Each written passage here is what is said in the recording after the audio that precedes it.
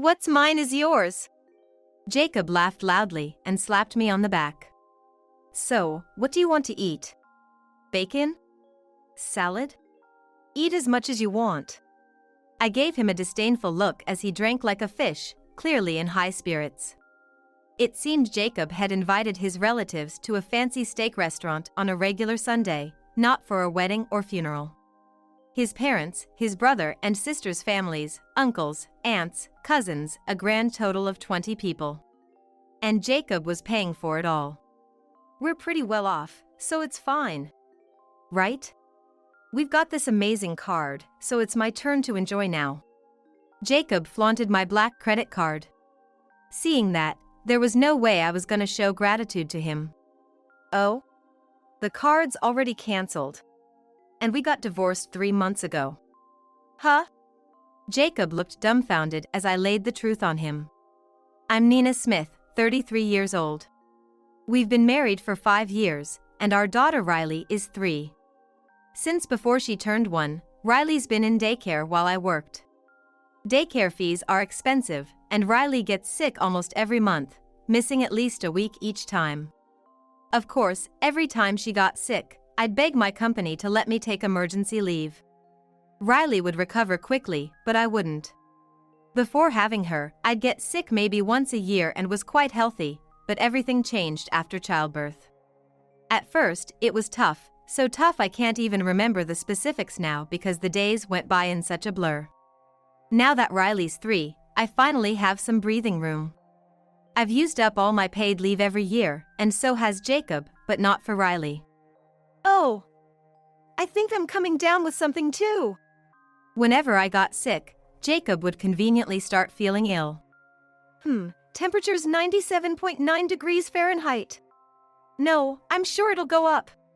Seriously, I need to lie down. While he lay there, I'd be taking care of Riley, who had already recovered, and preparing dinner. Noodle for dinner?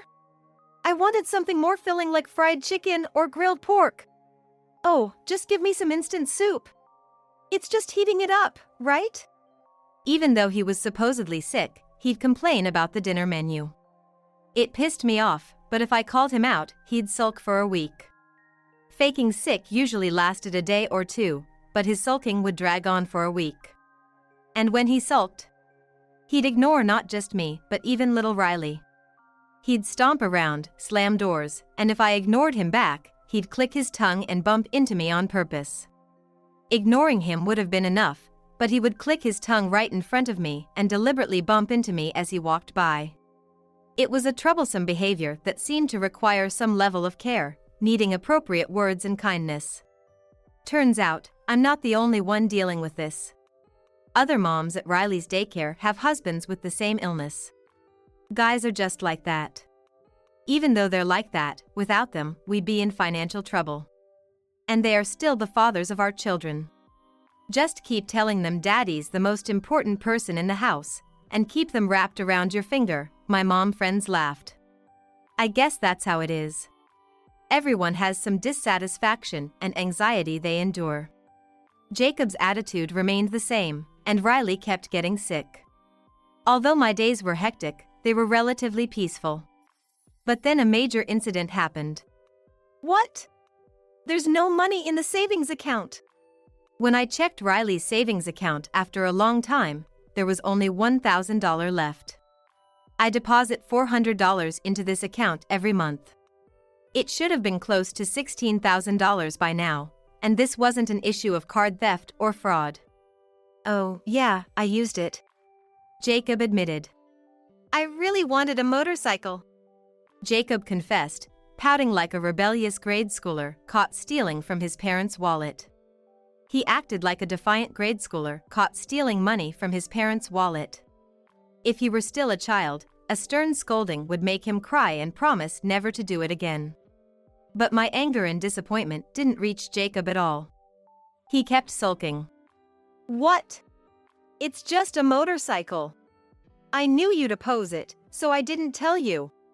Since Jacob showed no remorse, I demanded he sell the motorcycle and return Riley's savings. But Jacob shrugged. No way. What? Why not? I don't have the bike anymore. I was speechless. It turned out that he had crashed the bike in a solo accident right after buying it, and it was already scrapped. The bike had cost $60,000, nearly 4 times the amount he stole. Of course, the rest was on loan. What about your savings?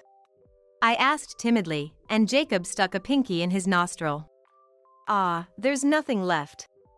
I handled the living expenses, and Jacob was responsible for the apartment rent and utilities. We had agreed to pay for things like life insurance and phone bills separately, and save the rest for ourselves. Nothing left. But the rent's high, you know. Besides, you're home more than I am, so why should I pay for rent and electricity? He was shirking responsibility, and I felt dizzy, holding my head. Unbelievable. I muttered. Looking back, I should have decided to divorce him then and there. The next day, Jacob apologized to me, crying and saying, "I'm sorry. I won't do it again." Moved by his apparent remorse, I forgave him, saying, "All right, just this once." Thank you for forgiving such a pathetic me. I don't need any allowance anymore. Nina, you can manage all my money.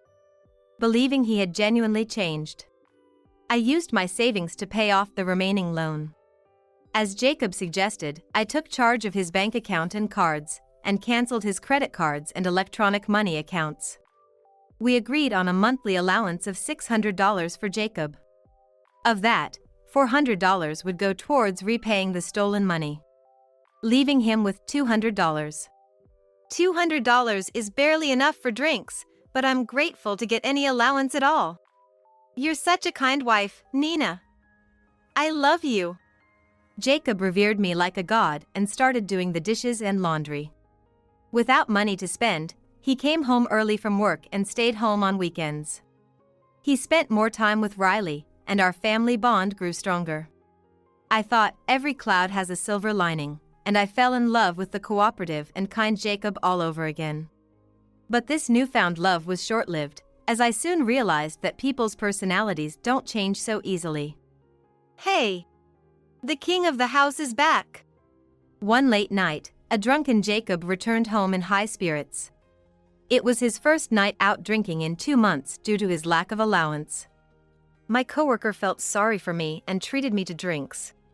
I made him lunch every day, and seeing him eating homemade, cheap-looking lunches, his coworker invited him out. While it was nice that he had a good time drinking after a while, it was now 2 a.m. If we lived in a mansion, it might be different, but we were in a 20-year-old wooden apartment, and making noise would be a nuisance. I need to quiet him down. Shut up, shut up. You're the one being loud. Why do I have to be the one to put up with everything? What did I do wrong? Did he already forget that he used Riley's money without permission? Give me back my debit card. Huh? You can't? You're probably the one using it. I know everything. You're taking my money and enjoying it all for yourself. It's all in his head. Don't lump me in with someone like Jacob who's made such mistakes. Don't try to hide it. I know your secret. You have a fancy credit card, don't you? Jacob cornered me with a menacing voice. I've had that credit card long before Jacob's screw-up, so what about it? Your card is black, right? My coworker boasted that only the rich can have such a card. His sharp gaze made me gulp. I felt in danger, but Jacob's demeanor quickly changed. Unfair, unfair, unfair. I want to live it up with a fancy card too. Why can you have it, but I can't? Unfair, unfair, unfair. He started whining. Dealing with an emotional drunk was exhausting. The noise woke Riley, who had been sleeping. Seeing her father in such a state, she was too shocked to approach. What the hell? Can't you listen to your husband? You've got some nerve, I'll divorce you, divorce. Is that what you want? Huh. If not, let me use that awesome card too. Just 2 months since the discovery of his misdeed, and it was clear he hadn't truly repented. I moved away from Jacob and gently covered Riley's ears. I'm serious. I'll dump you. I don't need Riley either. All I need is that awesome card. My brain felt like it was being squeezed, and I felt heat rising throughout my body.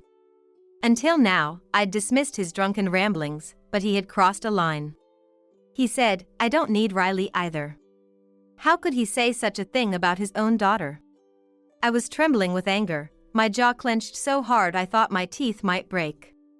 I wanted to make him feel my wrath with my clenched fist, but Riley's gentle grip on my left hand brought me back to calmness. Daddy, you don't need us anymore? Are you gonna throw us away? Her unexpected question made all the tension drain from my body. Jacob was still ranting, but even from just a few feet away, his pathetic state was more apparent. He was flailing on the floor at the entrance. Did Riley really need a father like this? 3 months passed. Jacob didn't remember much about that drunken night, but he seemed to have some recollection of messing up badly, as he suddenly became distant. At home, he avoided conversation and distanced himself from me and Riley. Despite having no money, he started coming home late. Apparently, he was spending time at parks or grocery store, and sometimes he came home drunk.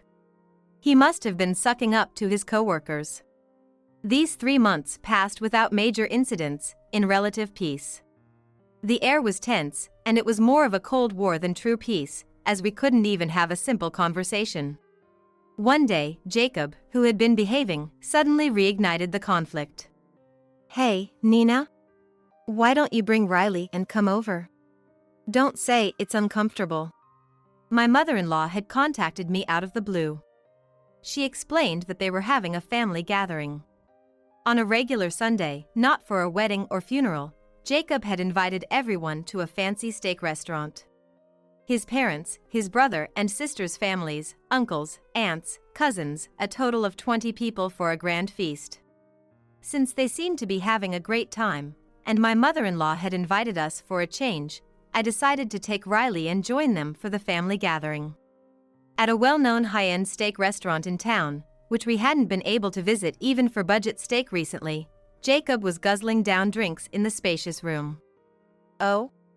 Nina and Riley are here too? In front of him was a spread of glossy steak.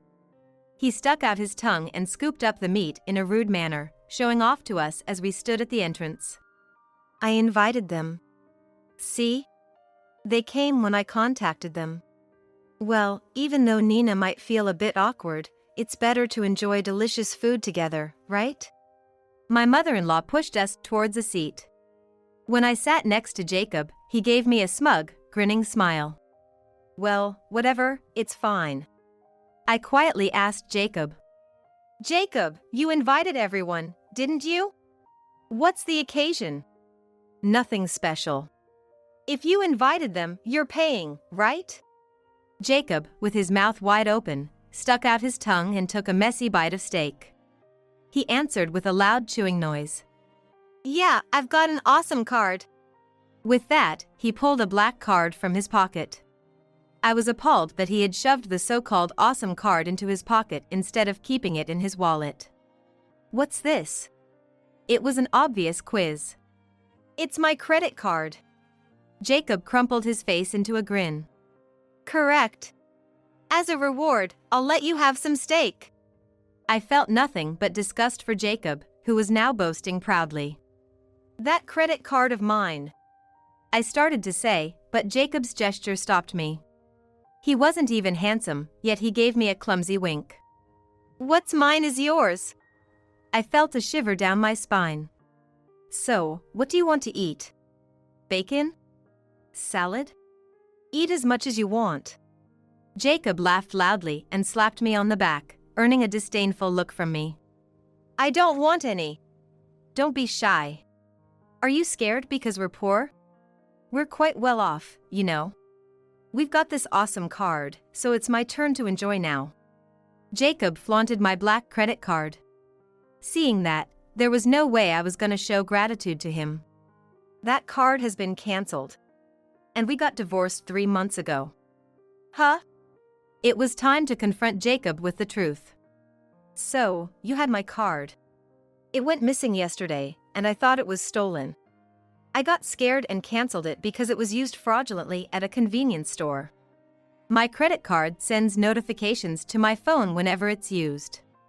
Last night, I received a notification for a $4.62 charge at a nearby convenience store. He probably bought a can of energy drink to see if the card worked. What? Cancelled?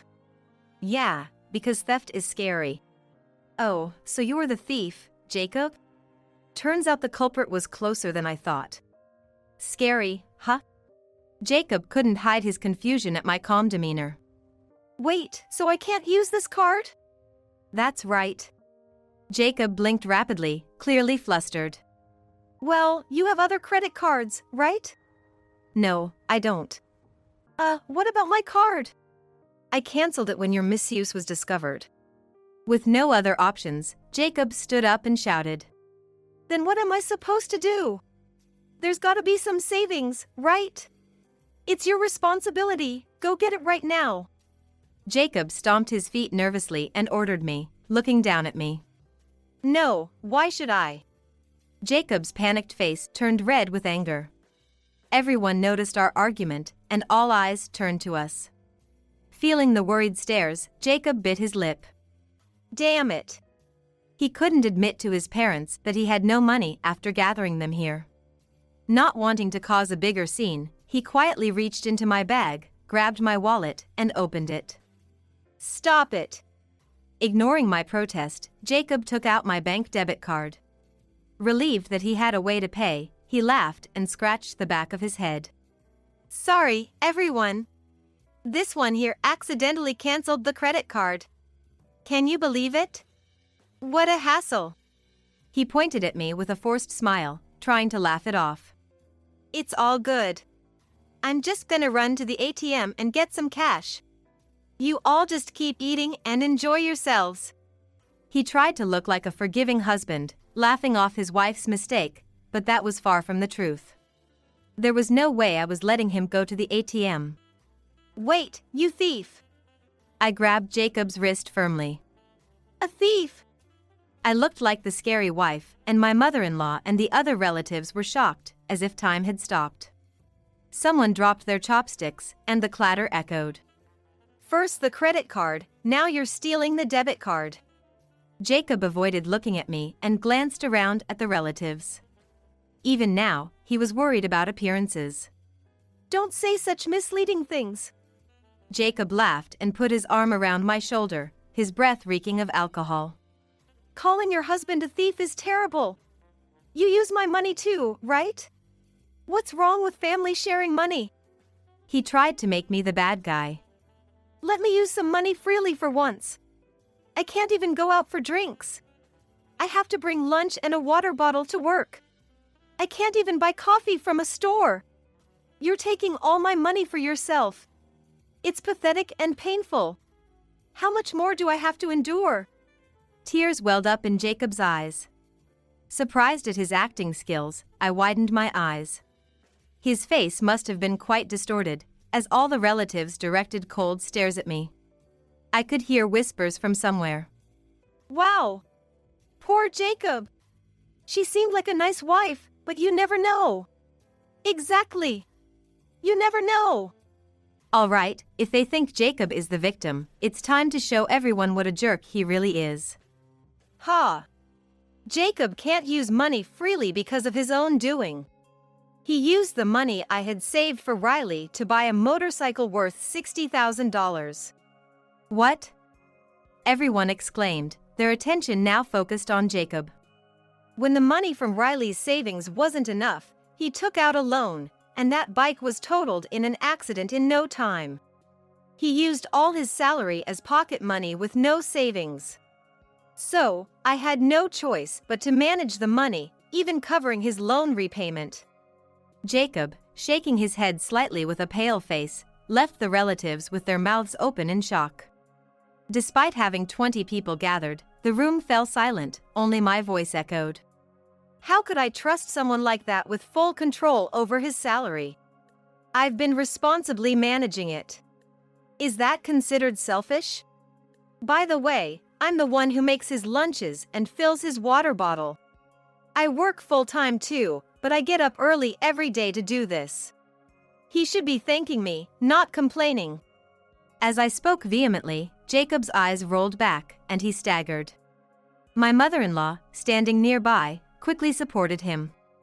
Jacob looked up at her weakly and buried his face in her chest like a child. "You don't have to be so harsh. Think about my position. It's cruel to say that in front of everyone."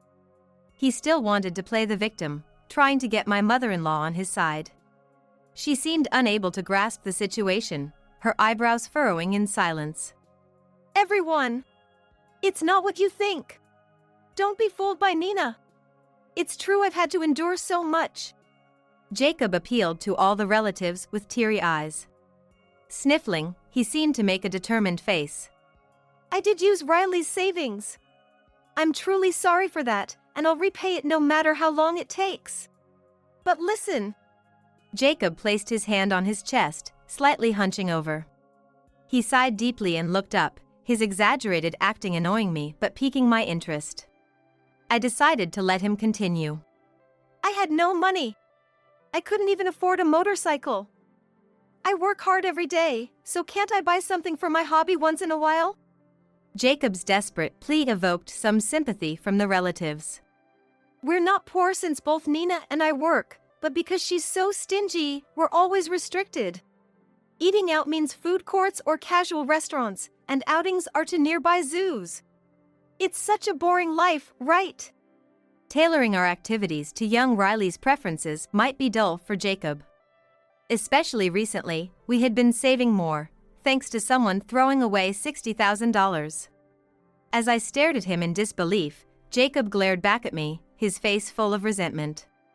I braced myself for what was next. I was deceived by this woman." Jacob pointed his finger at me as if to say, "You're the culprit." This wasn't some detective drama. Even if he named me forcefully, it only left me bewildered. I frowned and responded with a displeased "huh?" The cold stares from the relatives only intensified. "You made me put up with everything while you enjoyed yourself, didn't you?" "What are you talking about? You spent your entire salary and even dipped into Riley's savings. You didn't save a dime at your age." "I've been saving and living modestly." Jacob snorted. "What's all this about saving? Was it really necessary?" Jacob pulled out the black credit card from his pocket and held it up for everyone to see. "You've got money hidden away, don't you? Are you skimming off the salary, or did you win the lottery? You've been deceiving me and hoarding cash. This credit card is proof." He displayed the plain black credit card for everyone to see, confusing the relatives further. "This isn't just any credit card. It's a black card. Only the wealthy elite can have such a card." Jacob, breathing heavily, declared dramatically. "That means we're rich. We don't need to save, and you shouldn't complain about a motorcycle or two. You've been secretly living it up with this card while making me suffer." The relatives, wide-eyed, and I stood in astonishment. "All right, I see." Jacob was completely mistaken. "We're not rich at all." "Liar. My coworker has the same black card. His wife is a CEO making loads of money. You're the same, right? You've been hiding money and living it up without telling me." In his excitement, Jacob's accusations grew wilder. I responded calmly. "My credit card is just black." "A black card? Some special card?" "It's just an ordinary credit card that anyone can use." Knowing he wouldn't understand with words alone, I showed him the credit card company's website on my phone. "See? It's just a black design. Stop jumping to conclusions." "Huh?" Jacob grabbed my phone and compared the design on the screen with his card repeatedly. "What?" He was left speechless, his shoulders slumping.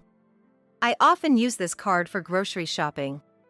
Weekends bulk buys could cost up to $400, but it's all for the family's groceries and daily necessities. Unlike you, I didn't secretly buy an expensive motorcycle for myself." Jacob had grossly misunderstood, thinking that my card, similar to his co-workers, signified hidden wealth. Jacob had initially regretted using Riley's savings to buy the motorcycle and had accepted living with almost no allowance. However, he quickly jumped to the conclusion that $60,000 was just pocket change and resented me for accusing him of buying the bike without permission and for not letting him spend money freely. He saw me as the mean person who hogged all the money. Too bad, it's just an ordinary credit card. We don't have the financial cushion you think we do. The credit card slipped from Jacob's hand. What are you planning to do about this bill? The table was laden with expensive steak. There were several empty bottles of sake, and most of the relatives had slightly flushed faces. I couldn't even begin to imagine how much the bill here would be. That credit card. I told you it was cancelled because it was stolen by you. I answered quickly, cutting off Jacob's words. He opened his mouth and then croaked out a dried-up voice. Sorry, can you go get some money, please? No way. I replied immediately, without a hint of compassion, leaving Jacob with a faint, desperate smile. Haha. So what should I do? I didn't care and didn't bother to answer. Jacob, drained of strength, slowly sat down again, still with a strained smile, and began his pitiful excuses. Why? I've been putting up with everything. I wanted to have some fun and show off too. He ran his fingers through his hair and clutched his head, looking pained. Nina took my salary, and my allowance is so small I can't even go out for drinks. So my coworker bought me drinks, and even my juniors started treating me. It's pathetic, isn't it? Jacob sighed and questioned me. Okay, using the savings to buy a motorcycle was wrong, but is it worth getting this mad over? You keep saying it's Riley's money, but she's only 3. It was our money in the first place, right? So it's my money too. His remorse was just an act. No matter how repentant he seemed for a while, his selfish nature wouldn't change. Being kind to him only made him more arrogant, so I wouldn't hold back anymore. No. It wasn't your money, it was mine. I saved it up little by little for Riley from my own income. You didn't save a penny, and you have the nerve to say that. I said coldly, and Jacob flinched. That's harsh. You don't have to say it like that. We're family. It's strange to divide it into Riley's money and Nina's money. Family money belongs to everyone, right? So I have a right to use it too. Jacob shamelessly claimed, but I repeated the important fact. You don't have any rights. You're not part of my family. What? It was no wonder Jacob tilted his head in confusion. You were the one who insulted me and demanded a divorce, right? You even said you didn't want Riley. What? What are you talking about? Jacob's eyes widened in confusion. He had thrown a tantrum demanding a divorce after being treated to drinks by his senior for the first time and came home drunk. Lashing out at Riley and me. Don't tell me, you don't remember? You forced us to get a divorce. What? Expecting this, I showed him a recording on my phone of us filling out the divorce papers. Buying a motorcycle. So what? I'm living for myself. My wife and kid are just in the way. I'm getting a divorce. The Jacob on the screen, clear and facing the camera, didn't look drunk at all as he declared this. While the Jacob in the video had a confident look, the present Jacob was pale and trembling. So, we really did get divorced. The memory seemed to return to him, and his already pale face turned even whiter. So, we're divorced? He timidly asked for confirmation, and I nodded deeply. Yes, we got divorced. We've been strangers for 3 months now. No way! I accepted the sudden divorce, but it wasn't a simple goodbye. Since my family lived far away and couldn't be relied on, I needed to find a new place to live. Fortunately, Jacob didn't seem to remember much the day after the divorce, acting normally. So, I decided to take my time and prepare everything before leaving. If it were just me, I could act rashly, but I have to think about Riley too. So, I rented an apartment close to my workplace and Riley's daycare. We'll be moving out today. Jacob reached out weakly to stop me. But, just because I spent some money, you're divorcing me?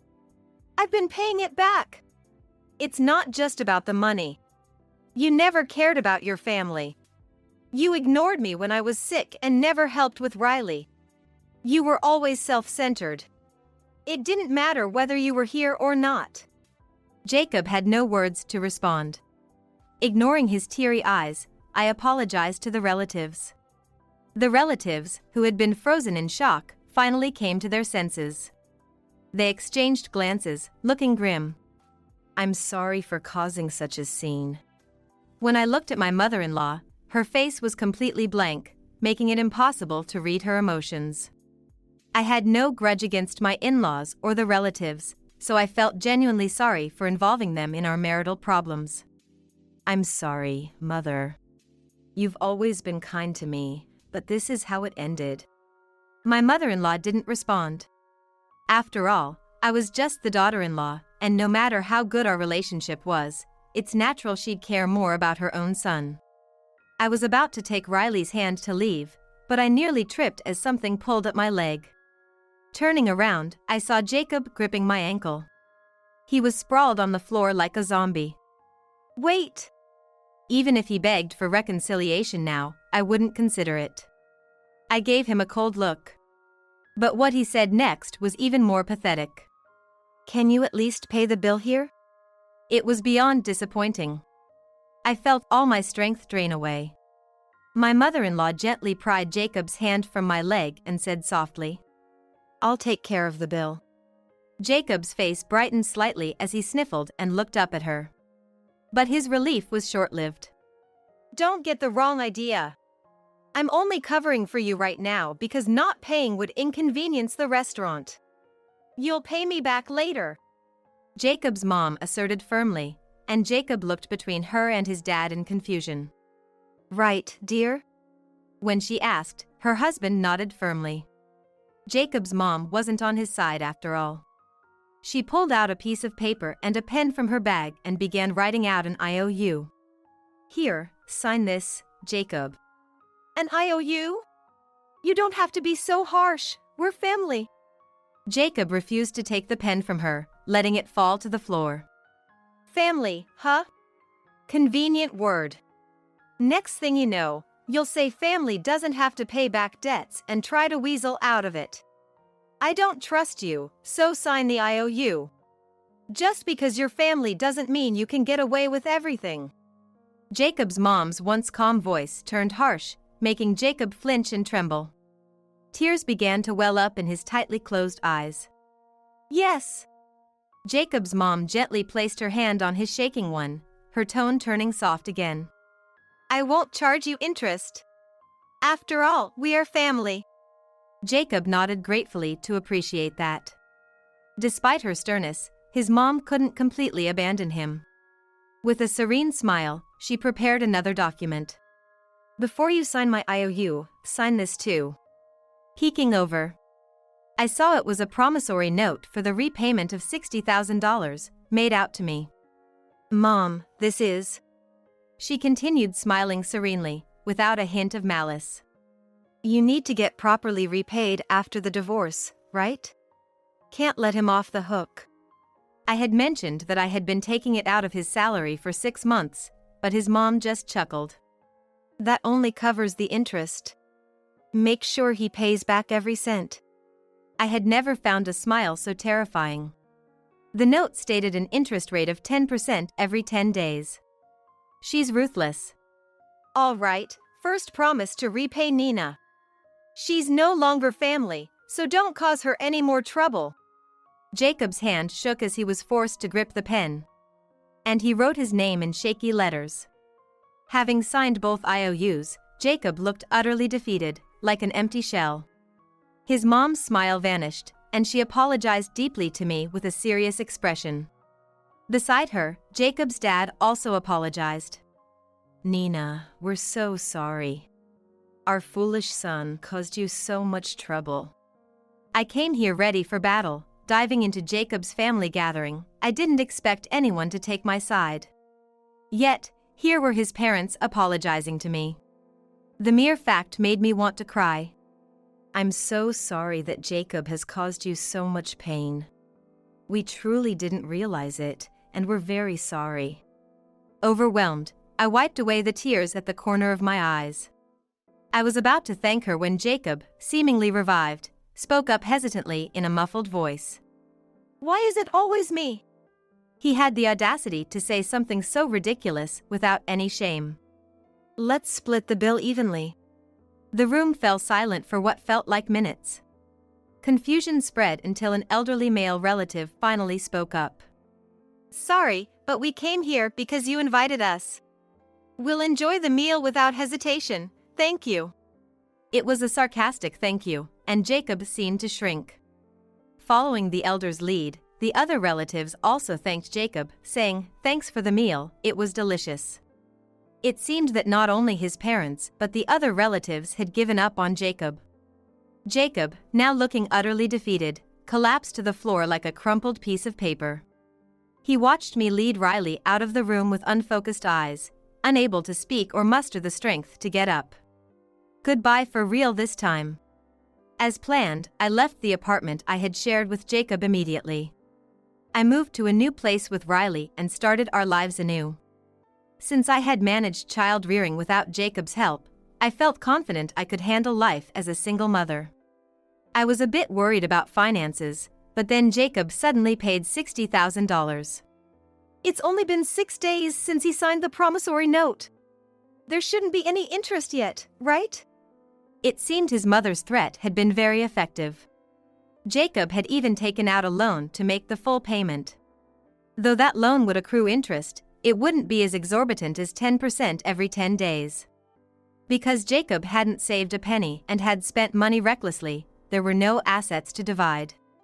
I was relieved that I had managed to protect the money I had saved little by little.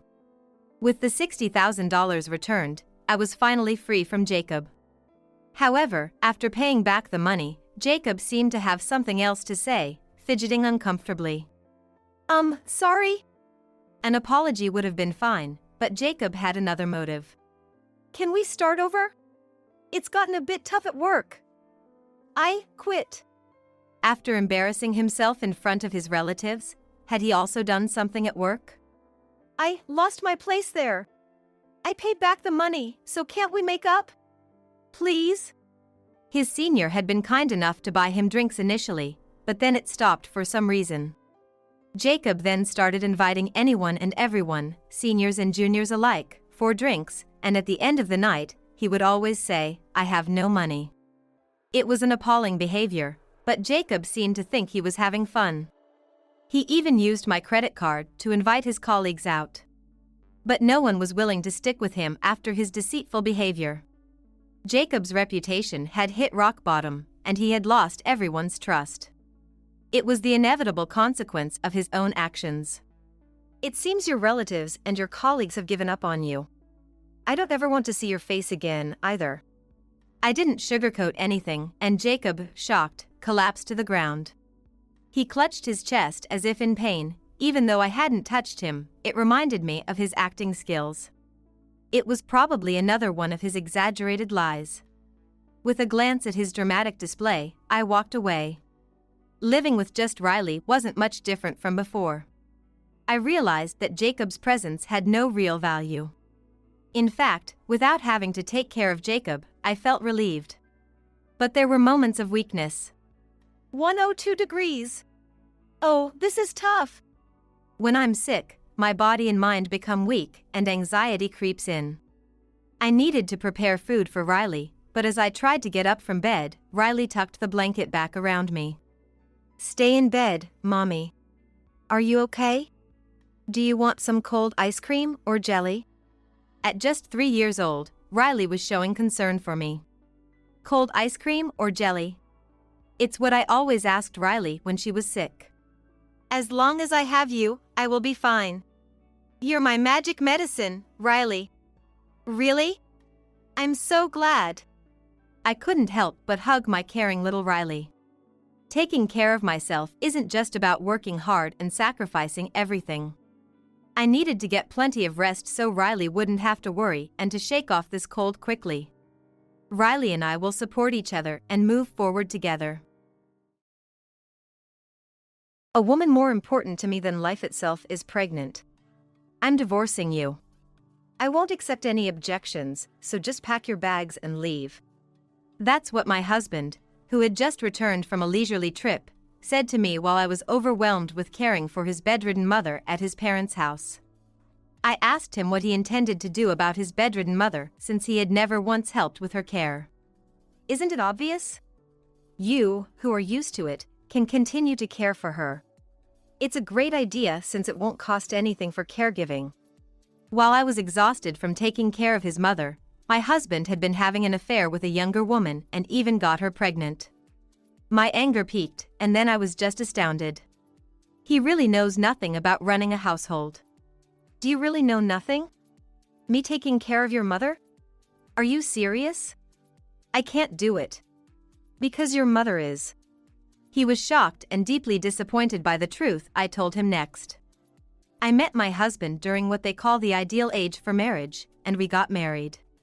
It wasn't that we were thinking about marriage from the start, but as it became time to consider it, I began to think seriously about marrying him.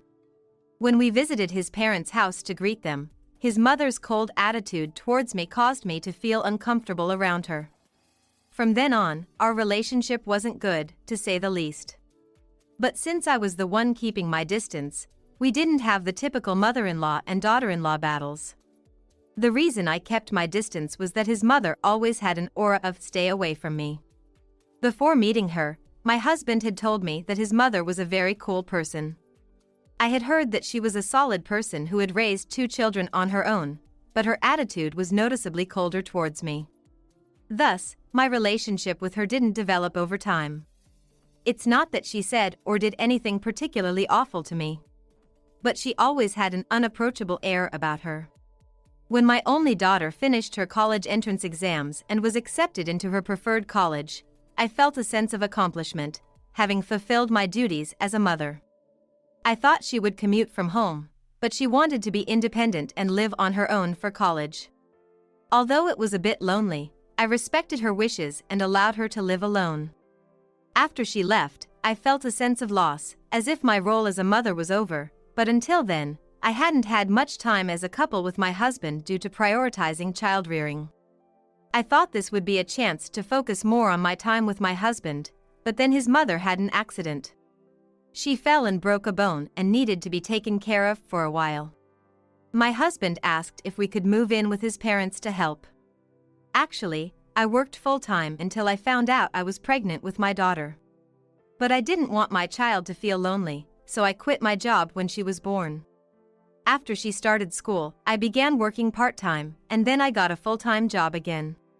My husband wanted me to quit my job for his mother. Honestly, I didn't get along with his mother, but she was kind to my daughter and took good care of her. She even came to her school events, and I was grateful for that. So I reluctantly agreed to his proposal, thinking it could be a way of repaying her kindness. But taking care of her turned out to be much harder than I imagined. She was mostly bedridden, so dealing with her excretion was the hardest part. I had to take care of it since my husband, her son, probably wouldn't want to see that, and taking a shower was also a problem. Even though caregivers came once a week, it seemed too pitiful.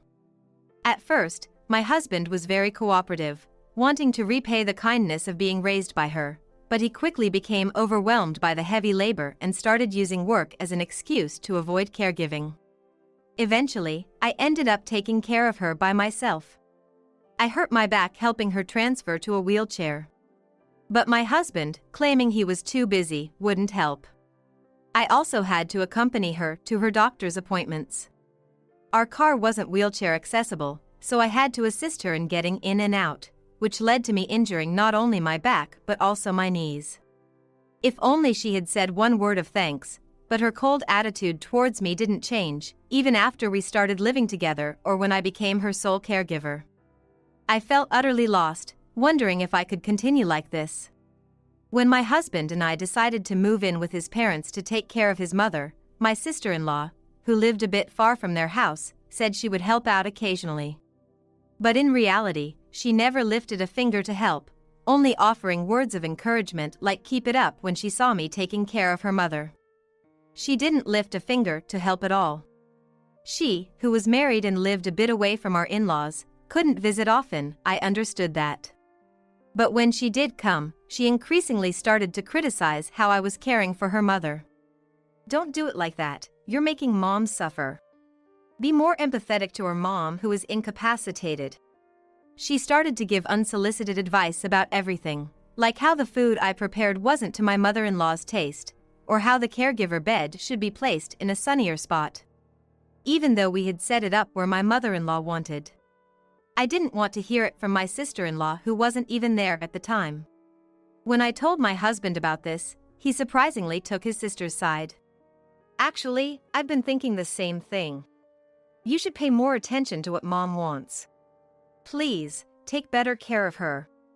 I felt utterly alone, betrayed by my husband, whom I thought was my only ally. I had no one to stand by me, and no one to lend a hand in this situation.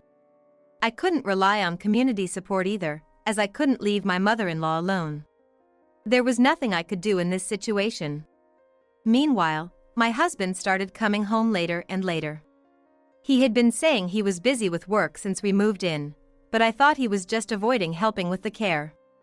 Lately, however, he started talking about business trips. Something completely unrelated to his department. I began to distrust his actions. One day, my husband left his smartphone on the living room table and went to take a shower. Something he usually didn't do. Was he really that busy and forgot? I thought as I approached it and saw that the phone's screen was still on. I knew I shouldn't look, but the more I thought about it, the more curious I became and piqued. The screen showed a reservation for a hotel, and my husband had just finished booking for 4 people. 4 people? Could it be a trip for us and mother-in-law? Despite everything, I felt grateful, thinking my husband was still considering us. When he came out of the bathroom, I apologized for accidentally seeing his phone and brought up the trip. Huh? As if I'd go on a trip with you. Did you think you were one of the 4? He ridiculed me with a sarcastic laugh. When I asked who else he was going with if not me, he dodged the question and never gave me a straight answer. 2 weeks later, without considering my feelings, he casually said he was going on the trip and left. When he returned from the 3-day trip, he said something outrageous. My important person is pregnant. So, we're getting divorced, right now. I thought my ears were playing tricks on me. I couldn't understand why I had to face a divorce demand from my husband who had just returned from a trip. Pregnant? What do you mean? Are you having an affair? I don't need to explain anything. Just agree to the divorce silently. No matter how much I pressed for a reason, he refused to explain, saying I didn't need to know, and that I should just follow him since he had been providing for me. I had become reliant on my husband's income because he told me to quit my job and take care of his mother. If we had worked together as a couple, we wouldn't have had to rely entirely on his income. To be told he had been providing for me was infuriating. Shut up. You're so annoying. I'm leaving this house for my lover's place. Contact me when you're ready to divorce, okay? He left my in-laws' house as if running away from my questioning. His steps light as if he had anticipated this. A few days later, I stopped by the bank to withdraw living expenses for my mother-in-law and me after her doctor's appointment. It seemed my husband had no intention of supporting us, as his entire salary had already been withdrawn. He must think this will make me agree to the divorce sooner. A month later, I contacted my husband to agree to the divorce and asked him to come to his parents' house with his mistress. On the designated day, surprisingly, his sister, whom I hadn't invited, also showed up. She seemed very friendly with my husband's mistress, apparently accepting their relationship. When I told my husband that I agreed to the divorce, he and his mistress hugged each other joyfully. Sorry to spoil your happy moment, but we're not done here. What are you going to do about your mother? You can keep taking care of her, right? You've got a lot of experience, so it only makes sense for you to do it. That's not possible. Your mother is going to a facility. She'll receive professional care there, and I'd just be in the way. That's when his sister, who had been silent until now, barged into our conversation. Sending our mother to a care facility? How could you be so cruel? Yeah, she should stay in the home she's used to. My husband chimed in, his mood shifting from joy to furious rage as if he'd been thrown into the depths of misery. He was free to call me heartless or whatever he wanted. Then, my mother-in-law appeared. I decided to go to the facility myself. What? Mom? Why are you standing up? My husband and his sister were genuinely shocked to see my bedridden mother-in-law walking on her own. They were also surprised to see that my mother-in-law and I were on good terms. In fact, our relationship had been rocky since we started living together. There were times when she lashed out at me, unable to move freely, but things changed after a certain incident.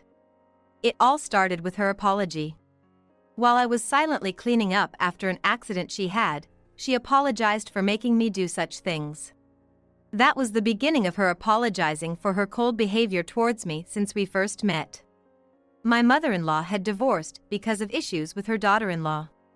She didn't want to do to me what she had experienced, but the more she thought about it, the less she knew how to act, leading to distance between us. Once that distance was created, it became even harder to bridge the gap. As she found herself in need of care. She was overwhelmed with guilt but didn't know how to express it. I felt the same way. I had given up on trying to get closer to her, to understand her. Once the misunderstanding was cleared, she started thanking me regularly. I began to empathize with her and explore what kind of care environment would be best for her. As we worked on this, she became more motivated in everything and expressed a desire to try rehabilitation. After being introduced to an instructor by her doctor, she began showing signs of recovery. Now, she can walk short distances without a cane. The money for the facility will come from selling the house and my savings. There won't be any left for you too. My husband and his sister were outraged, hearing this for the first time. My husband demanded to know why I didn't stop her reckless decision. But I knew everything about my mother-in-law's decision. In fact, she made this decision because she was hurt by how my husband treated me. Seeing him leave the caregiving entirely to me, she initially started looking for facilities on her own, capable of using her smartphone despite her bedridden state. After reconciling with me, she shared all her plans. She had no intention of leaving any money to my husband and his sister, so I suggested she choose a comfortable high-end nursing home within her budget. I helped her find one, we visited it together, and she even did a trial stay. She liked it and immediately signed the contract. Why are you doing this on your own? If we kept you as the caregiver, we wouldn't have to spend any extra money. Yeah, think again, Mom. It's a waste to spend money on a nursing home. My mother-in-law glared at them sharply. I don't want to leave a single penny to you too. That's why I chose the high-end nursing home. It's my money, and I'll spend it how I want. I don't owe you an explanation. Her forceful voice silenced them. Realizing there was no inheritance, my husband and his sister were in shock, losing all their previous aggressiveness. I was curious about how my husband's mistress felt about marrying him, knowing they wouldn't get any inheritance. Contrary to my expectations, she didn't seem to care much. She told my husband that inheritance didn't matter, she'd be happy as long as they got married. Then she brazenly demanded that I quickly sign and hand over the divorce papers. I told them that I wanted someone to be present before I handed over the divorce papers. My husband, his mistress, and his sister looked puzzled, but my husband arrogantly said to call this person if that's what it would take to finalize the divorce. Right then, the doorbell rang, so I went to welcome the person I had mentioned. When I returned, accompanied by the person, the mistress's attitude changed completely. It turned out the person I brought was her own mother. The day after my husband suddenly demanded a divorce, and during the 1-month period until I agreed to it, I had hired a private investigator to look into my husband and his mistress.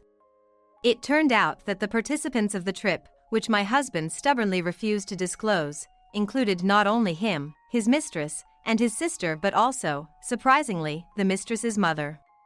It seemed that the trip was a combination of a vacation and a meet and greet for the mistress's mother with my husband. During their trip, they hadn't mentioned his mother's care at all. My husband had lied, saying his mother had passed away, thinking it would be troublesome if his mistress's mother knew about the caregiver. He introduced his sister as someone like a mother to him. The lies didn't stop there. My husband had kept it a secret that he was still married to me. After receiving the investigation results, I went to meet the mistress's mother and told her everything. Even knowing the truth, seeing the people involved must have been overwhelming. The mistress's mother, red-faced with anger, yelled at her daughter, my husband, and his sister, unable to contain her emotions. They seemed confused by the rapidly changing situation. His sister was pressuring my husband, asking why he did something that could be discovered. My husband, in turn, defensively said that he never thought I would conspire with his mother, given our bad relationship. After a thorough scolding, the mistress's mother turned to me and my mother-in-law, deeply apologizing for her daughter's involvement in the affair, and even promising to ensure her daughter paid any amount of compensation I demanded. However, the mistress seemed dissatisfied, questioning why she should pay. "I won't pay. After all, I'm carrying his baby," she declared, refusing to pay because she was pregnant. They made some nonsensical claim about having my consent for their relationship, which was absolutely not true. I was just fed up with my selfish husband. Besides, the last thing I wanted was to continue my life with a husband who was harboring such a significant secret. In fact, during the investigation into my husband's conduct, I discovered something crucial he had hidden from me. "You two are going to be married, so why don't you get my ex-husband to pay the compensation?" "Oh, right. Once we're married, we'll have shared assets," the mistress naively remarked. Of course, shared assets are something built during a marriage, but considering her lack of worldly knowledge, I let it slide. However, here's the important fact, which she probably didn't know. Exactly, shared assets. He should be able to provide, if he has the means. "Huh? My ex-husband, he seems to have quite a bit of debt. You really are a gold digger, aren't you? What did you demand from him that made him resort to borrowing money?" My husband had been contributing to household expenses, so there was no room for him to spend on his mistress. Whether he refrained from cutting back on household expenses to avoid raising suspicion about the affair or out of pride towards me and his mother, I couldn't say. It turned out he had financed all the costs related to the affair through loans from multiple consumer credit companies and was even falling behind on repayments, resorting to some pretty risky sources. The mistress apparently didn't know about the debts. She confronted my husband, naming several luxury brands, claiming she never demanded those things, and that my husband had given them to her of his own accord. She argued that he shouldn't involve her in his self-satisfying debt creation.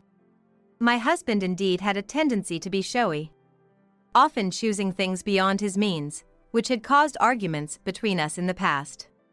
While the mistress was busy blaming my husband for everything, she seemed no match for her own mother. When her mother shouted, "Enough of this nonsense," she shrank in fear and lost all her momentum. After bowing deeply to me and my mother-in-law, the mistress's mother forcefully dragged her daughter away and left. Outside, the mistress kept claiming she was right, but her mother wouldn't hear any of it and pushed her into the car. An eerie silence fell over the in-laws' house. Left were me and my mother-in-law, along with my husband and his sister, who both looked uncomfortably downcast. My mother-in-law broke the silence. "So, I'm supposed to be dead, huh?" she said with heavy sarcasm. My husband and his sister desperately tried to make excuses. They claimed they never intended to say she was dead, or that the mistress had misunderstood it on her own, but none of their excuses were convincing. "I raised you to be honest, and look what you've become," my mother-in-law lamented. As for me, I believe that while living under their parents' roof, it's the parents' responsibility But once they leave home, especially after getting married and having their own families, their character development depends on their own mindset. My mother-in-law didn't need to feel responsible. My husband simply wanted an easy life, and both he and his sister were similar in trying to avoid responsibilities. They were just quick to assume they would inherit something soon, given her need for care. Your family home is no longer yours. Get out now. And don't ever show your pathetic faces to me again, my mother-in-law exclaimed. After some resistance, my husband and his sister left in a hurry, especially after seeing her threatening to throw a vase at them. Later, I handed my husband the completed divorce papers. However, the mistress dumped him, saying she absolutely didn't want to marry a man with debts. She resisted vehemently, saying she hated struggling with money. Despite his sweet-talking attempts, the mistress's mother told him to never contact her daughter again, leaving him no room to maneuver. This led to a drastic change in my husband's attitude. He started to drag his feet on the divorce, suggesting we try again. I received endless, cringeworthy messages from him, which I ignored as harassment. He then turned to our daughter for sympathy.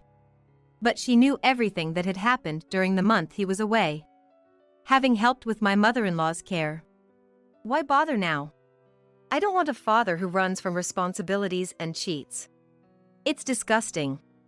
Never contact me again. Goodbye, creepy old man, my daughter said, effectively disowning him. He was visibly shocked by her words and eventually agreed to the divorce, muttering, "I wonder if this will make my daughter forgive me." I believe reconciliation is difficult from a female perspective, even more so for a father-daughter relationship. My husband, desperate to be seen as a good father, managed to pay the alimony in full, likely accumulating more debt. I believe this money must have been accumulated through more debt, but the descent into this debt hell started with my husband's pretentiousness. It was entirely his fault for living beyond his means. After finalizing our relationship, the mistress's mother gave me a sum of money as compensation, which was apparently all of her daughter's savings. She apologized again for her daughter's indiscretions, saying money can't fix everything. It turned out the mistress's pregnancy was a lie. When she declared she didn't want to marry a man drowning in debt, she apparently confessed that her pregnancy was also a lie. A desperate attempt to escape marrying a man buried in debt. Her mother was beyond disgusted with her for trivializing life. Disgusted by her disregard for life, her mother apparently kicked her out of the house penniless. The mistress, initially living alone, had planned to depend on her parents after her savings ran out.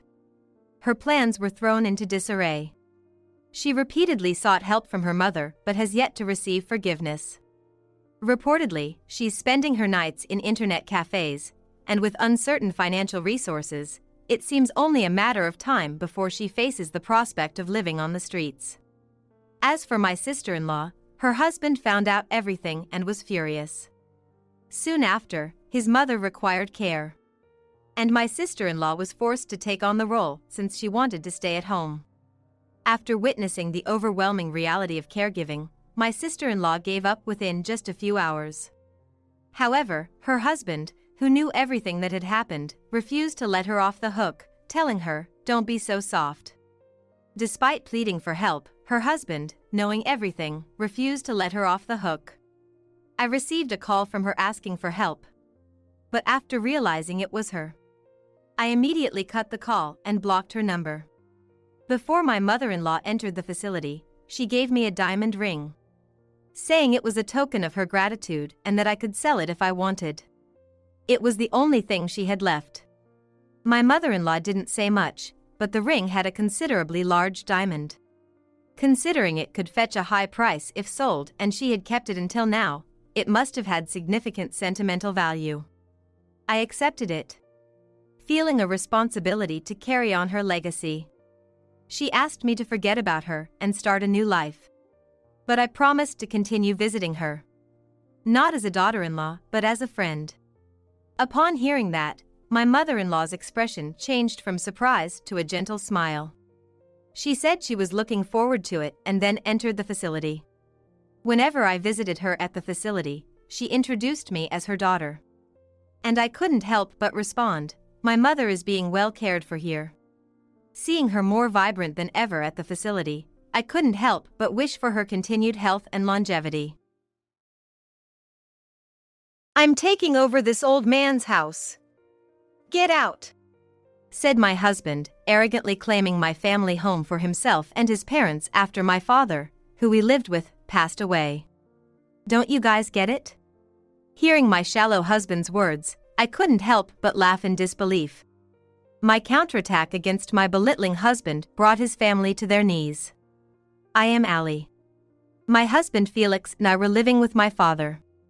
My mom passed away when I was in high school, and since then, my dad has raised me with so much love. I adore my dad. When he turned 70 and got older, I got worried and asked Felix if we could live with him. Felix agreed, and we started living at my family home. Are you really sure about this? I can manage on my own, my dad said to me, concerned. This was about Felix and I moving in with him. When I first brought up the idea to my dad, he seemed happy for a moment but quickly became worried. I appreciate it, but am I going to be in the way of your and Felix's life? Dad always puts me first.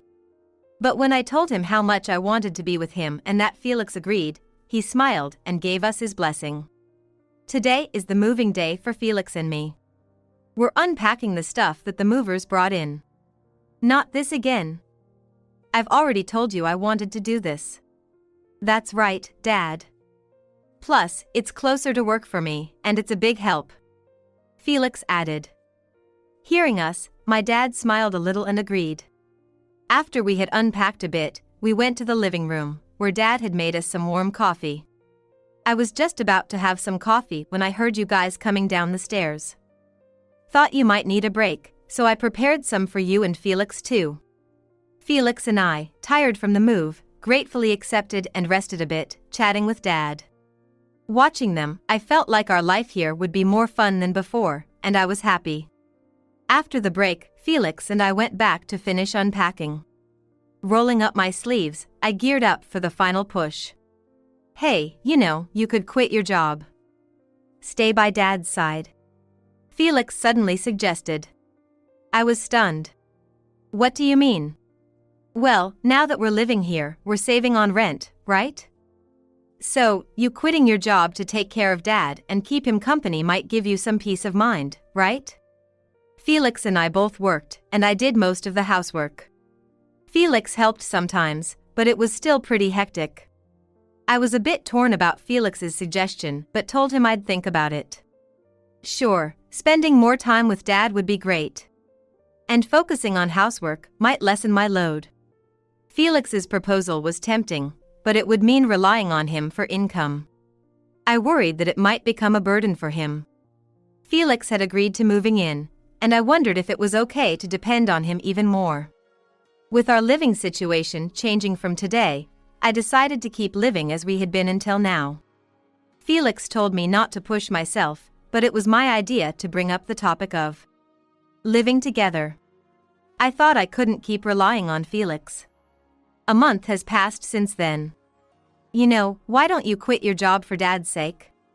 Felix suggested again. By that time, I was also thinking it might be a good idea. Living together actually reduced my burden, not increased it. The reason was that Dad was doing the housework.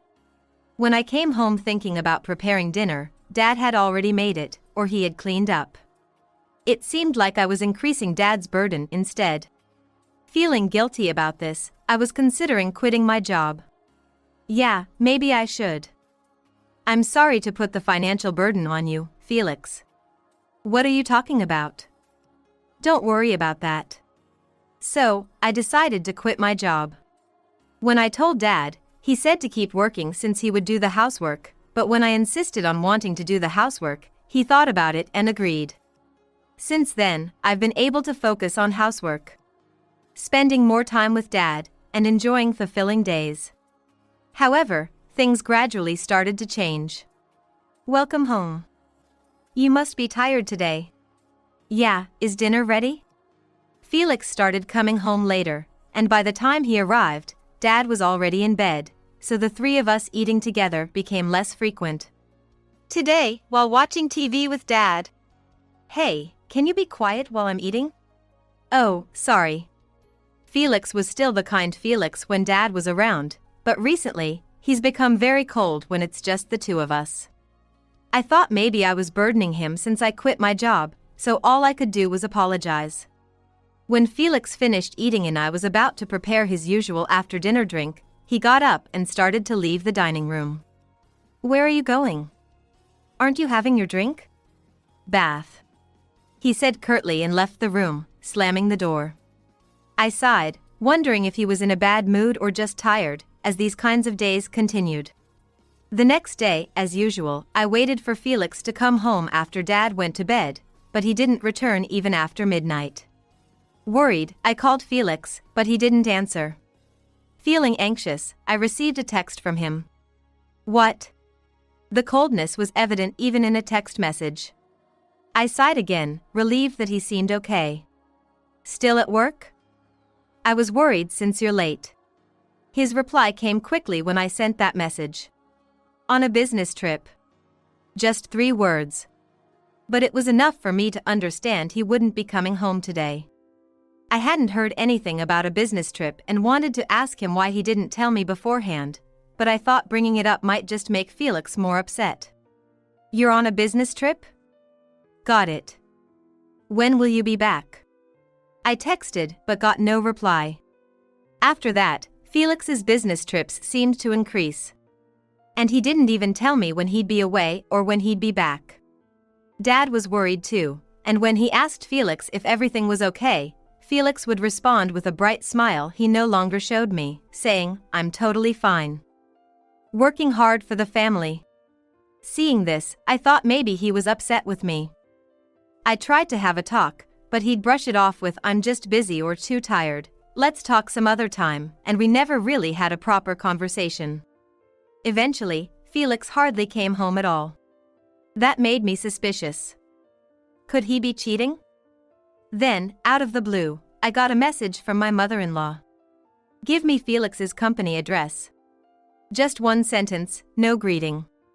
My in-laws hadn't liked me since the beginning of our marriage, often making snide remarks or harassing me, so I gradually distanced myself from them.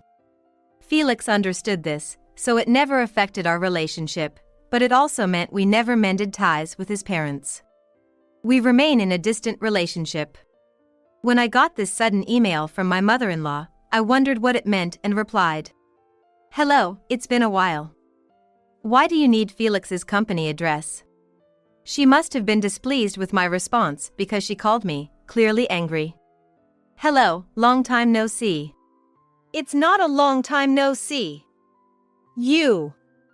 You're making Felix take care of your father, you've quit your job and aren't doing any housework. How dare you? Because of you, he's staying with us now. He forgot his lunch today, so I was going to take it to his office. And you have the nerve to act like this. I can't believe it. Give me the address right now. And just so you know, Felix will be living with us from now on." I was stunned by her tirade. I found out that the days Felix said he was on a business trip, he was actually going back to his parents' house. I was shocked to hear they had such a story about me. Felix had told me it was okay to quit my job, to stay with Dad, but his true feelings seemed different, and I felt so sad I almost cried. I couldn't say anything back, just gave her Felix's office address and hung up. Trying to calm down, I made some coffee in the living room when Dad came in. I smiled as usual and asked him, "Want some coffee?" He looked at me, smiled, and said, "Sure, I'd like some." As we drank our coffee together, Dad started talking. "Your mom and I used to argue a lot when we were young. Misunderstandings, miscommunications, but we always resolved them by talking and being honest. Maybe couples who can fight and fix their relationship understand each other better and get along more deeply than those who can't." Dad's kind words. I felt like he saw right through me. His words resonated with me, and I decided to have a serious talk with Felix. "You're right, Dad. Thanks. I smiled and Dad smiled back. Later, I sent Felix an email about the call from his mother and that I wanted to talk. But he replied saying it was too much trouble, and I sighed. Who's really making things difficult? Anger towards Felix started to rise in me. I wanted to reply impulsively, but I knew I had to stay calm, so I took a deep breath. Perhaps that was the trigger, but Felix stopped contributing to our living expenses. He wouldn't answer my calls, and my emails about the finances were ignored. I started feeling my love for Felix fade. Was there any point in staying married? The word divorce began to cross my mind. I couldn't believe how irresponsible and selfish he was. However, not wanting to worry Dad any further, I put thoughts of divorce on hold and started using my savings from before I was married to cover our expenses. I had gotten used to life without Felix, enjoying my days with Dad. But then one day, Dad collapsed. He was rushed to the hospital, and I was told he didn't have long left. I broke down crying, unable to hear what the doctors and nurses were saying. When I went to Dad's room, he was conscious and forced a smile, saying, "Sorry to worry you." I took his hand and said, "You'll be fine. You'll get better," trying to smile, but my eyes were swollen from crying. "What a face you're making," he said, smiling sadly. Seeing him like that almost made me cry again. Knowing that he would need to stay in the hospital, I went home to get some clothes and other things. Alone in the house, I started crying again. It was the home I'd grown up in, filled with too many memories. The thought of being there alone was unbearable. As I cried, my phone rang. Thinking it was the hospital, I checked and saw an email from Felix. "We're living separately now, so handle your own expenses. Why don't you use your dad's pension?" Seeing that, I impulsively threw my phone. That was the moment any feelings for Felix completely vanished. I was shaking with anger and sadness. But then thought it was a waste to even be angry at him. I wondered what Dad would think if he saw me like this. And somehow found the strength to calm down. I washed my face. I finished preparing for the hospital and was about to leave when the mail arrived. Among it was something that seemed like good news to me. I set the document aside and headed back to the hospital. Dad's condition only worsened, and I knew our time together was running short. I spent my time at the hospital laughing and talking with Dad, then crying when I returned home. Eventually, Dad passed away peacefully. I was prepared, but the loss hit me hard. Nevertheless, Dad left me with so much, and his presence in my heart was immense. With support from relatives, we managed to get through the funeral smoothly, but Felix and his parents never showed up. I hadn't specifically informed them of Dad's passing, so I didn't expect them to come. But they must have found out from someone else, because a few days after I'd finished sorting Dad's belongings and paperwork, Felix showed up nonchalantly with a bunch of his stuff. "Long time no see. Dad passed away, huh?" The moment I saw Felix's face, I felt a rush of blood to my head. Suppressing the urge to hit him, I took a deep breath and responded calmly. "What do you want? And what's with all this stuff?" "What do you mean what for? I'm your husband, aren't I? And this stuff belongs to my parents." "What?" I felt extremely uncomfortable when Felix used the word husband. I couldn't comprehend what he was saying. How could someone who left home on his own, stopped contributing to the expenses, and lived carefreely claim such a thing? I was so appalled I couldn't find the words to respond. "Weren't you waiting for me? No job, struggling with living expenses, and having to take care of my father all alone. You're speechless with joy? More like you fell for my plan." I asked him what he meant by plan. And his reply was unbelievable. "I never wanted to live with that old man. Living with him was a joke. But I thought if I said that, you'd consider divorce, and then I wouldn't get the house. So I pretended to be a good husband and got you unemployed, making you and the old man dependent on me. That way, the house would become mine." Hearing this, I unconsciously glared at Felix. It was inconceivable. I felt pathetic for having married such a person, and overflowed with remorse for my father. I tried to control my trembling body, full of anger. But you left and stopped contributing financially. What you're saying is contradictory. Felix scratched his head, looking annoyed. Yeah, I reached my limit. I never thought I was such a short-tempered guy. But I thought you didn't have the courage to divorce me, so even if I wasn't there, my plan would still succeed. Looking at his sickeningly smiling face, I couldn't even remember why I ever liked him. I didn't want to see his face or hear his voice anymore. In my eyes, Felix had become utterly repulsive. And so, as planned, I succeeded. This house may be old, but it's spacious and in a good location. It will be valuable if sold. From today, I'm going to live here with my parents. Could there be anyone else so selfishly motivated? He must not have learned any morals. Well, considering his parents, it's not surprising. As I stood silently, appalled, Felix, thinking he had shocked me, delivered another blow. I'm taking over this old man's house. Get out. Watching Felix's parents' belongings being brought in, I realized he didn't understand his position at all. He looked down on me with a smug face, calling my father an old man. There was no way I could let this go.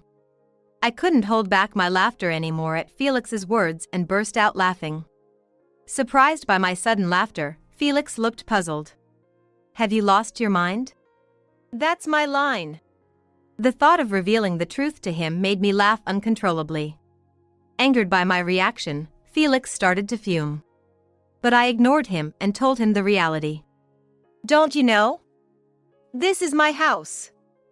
There's no way it could ever be yours. As Felix stood frozen from my words, I added more. Plus, you and I are strangers now, didn't your mom tell you? I said with a laugh. Felix was dumbfounded. And quickly made a phone call. Apparently to his mother. Hey, Mom? Allie's saying something weird. We haven't divorced, right? She's saying you know something about it. What does that mean? What? You sent it? What have you done? Listening to Felix, it seemed like he was finally understanding the situation. He ended the call with a twisted face. You filed the divorce papers? Yes. Right. The day Dad was hospitalized, I received a filled-out divorce form from your mother by mail. I was so happy I sent it in the next day. Your mom has her moments, huh? Even if it arrived, you weren't supposed to send it. That was just in case. Mom told me to fill it out. I didn't mean to divorce. Well, you filled it out, didn't you? I didn't know you didn't mean it. You got your wish for a divorce, you should be thanking me. Watching Felix's frustration was strangely satisfying. His mother probably sent it to harass me, but at that time, I was contemplating divorce, so it was indeed good news for me. Then Felix started panicking about property division and claiming he was entitled to half of the house for living with my father, but I rebuffed all his claims.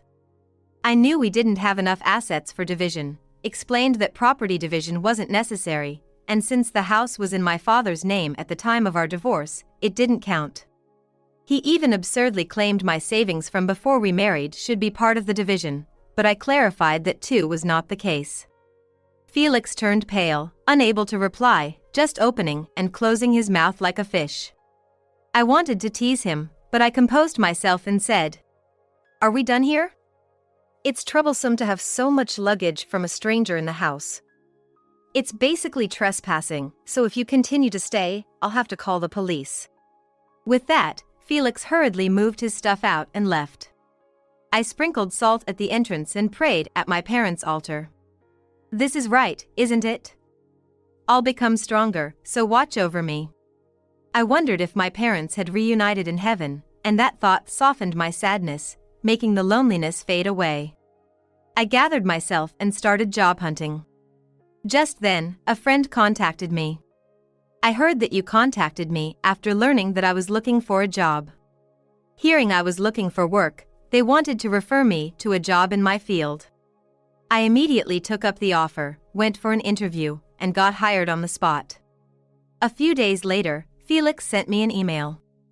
I was just being stubborn that day. I actually wanted to get back together with you, that's why I came over.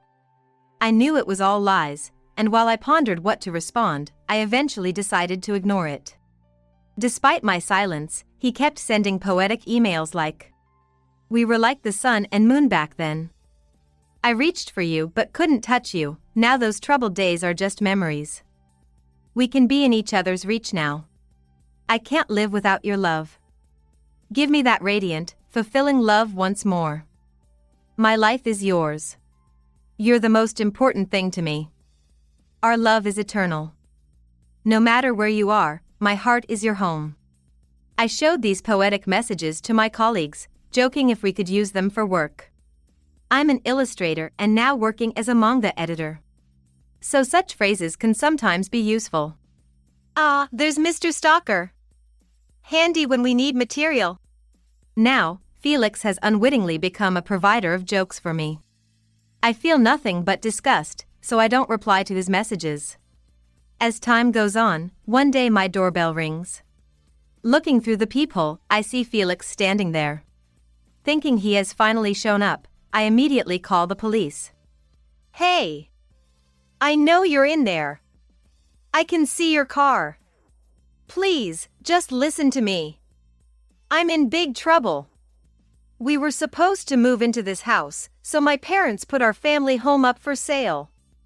Now I have to leave. Please, help me out." Despite hearing his pleas, it's none of my concern.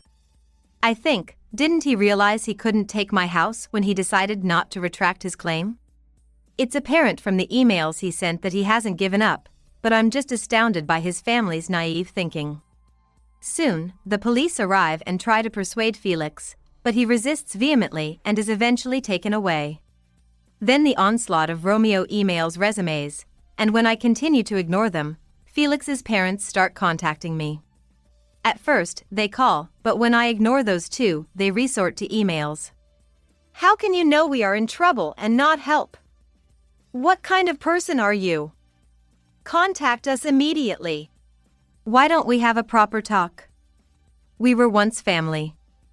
Isn't this a bit cold? We sold our house because of you and now we're living in an old apartment. Why won't you vacate the house? You must have received inheritance from your father, right? That's why you aren't struggling. We quit our jobs. You need to take responsibility." This is what they mean by blood cannot be denied. Do they think whatever they decide will just happen? I'm filled with anger at these extremely unpleasant emails. How much more can they look down on people? I thought about leaving it be but decided to block Felix and his parents' contacts. I considered changing my contact details, but I didn't feel like spending money because of these people. I was determined to ignore them, but I reached my limit. I thought blocking them would bring back my peaceful life, but I was naive to think so. Later, Felix's family showed up at my house again. Knowing they know where I live, I expected such incidents. However, I cannot bear the thought of leaving this house filled with memories. "Come out now. You know we're in trouble. Fix your mood now. I'm saying I'll get back together with you. Ignoring people in trouble is inhumane." The doorbell kept ringing. The front door was continuously knocked. I mercilessly called the police, but then the noise suddenly stopped. Curious, I looked through the peephole and saw a familiar-looking man arguing with Felix's family. "You're being a nuisance. Go home." The ex-family, taken aback, responded. What? Who are you? Could you be the person she's having an affair with?" The man, faced with such retorts from Felix's ex-family, looked at them with disdain. "That kind of thinking is why no one takes you seriously. Do you even see what's around you? This is a residential area. Look, you're causing such a disturbance that people are gathering. Seriously, you're too loud." From my peephole, I could indeed see neighbors starting to gather. I sighed, embarrassed by the spectacle. The ex-family, realizing the situation, began to panic and fumble. Soon, the police arrived. Some of them had been here before, saying to Felix, "You again?" Hearing this, his ex-family's faces turned beet red. "How much trouble are you going to cause?" "Shame on you," the man said before leaving. I silently thanked him in my heart and breathed a sigh of relief. Afterward, as the onlookers watched, the ex-family was taken away by the police and the crowd dispersed. A few hours later, my doorbell rang again. Peeking through, I saw the same man who had argued with Felix's ex-family. I hesitated but eventually opened the door cautiously, and the man smiled at me. "Long time no see. You should have told me you were back." I recognized him but couldn't recall who he was until he helped me out. "You don't remember? It's been over 10 years. It's me, Taylor." Hearing his name, I finally remembered. He was my childhood friend, Taylor. "Oh my goodness, Taylor. Now that you mention it, you do look familiar." Taylor used to live next door but moved to a school specializing in sports when we were in elementary school, and we hadn't seen each other since. "Remembered, huh? I've moved back home too. So we're neighbors again. That's amazing. Just like old time. And thanks for earlier. You really helped me out." I thanked him again, and Taylor laughed it off. "Don't mention it," he said, and I couldn't help but laugh too. We caught up, and I ended up telling him about the recent events. Taylor offered his support, saying he'd always be there to help. I felt reassured to have such a strong ally. Taylor even visited my late father at his funeral, remembering him from our childhood. I was touched to have someone who shared even a bit of my memories. Later, I received a letter from a lawyer in my mailbox. Confused, I opened it to find a proof of content. It claimed I had committed adultery during my marriage and demanded compensation. "What's this?" I wondered, then noticed an email on my phone. The email, from an unknown address with the subject regarding proof of content, read like a threat. "Felix has filed a lawsuit against you for infidelity during your marriage. If you admit and comply, we won't make it a bigger issue. This will also be notified to your workplace. Considering your future, it's better to pay immediately." I knew no lawyer would send such a thing. It was clearly the work of Felix's ex-family. The proof of content itself looked dubious, so I decided to take it to a lawyer's office for consultation. When I had a real lawyer examine the documents, they turned out to be complete forgeries. Even the lawyer's name listed wasn't registered anywhere, it was fake. I figured as much and considered ignoring the proof of content, but I decided to play along a bit in an email. "I have reviewed the proof of content, but I can't think of anything relevant. If you're accusing me of infidelity, please present some evidence. There's no physical evidence since you seem to have erased it all. However, the emotional damage Felix has suffered is significant, and that's what the compensation is for."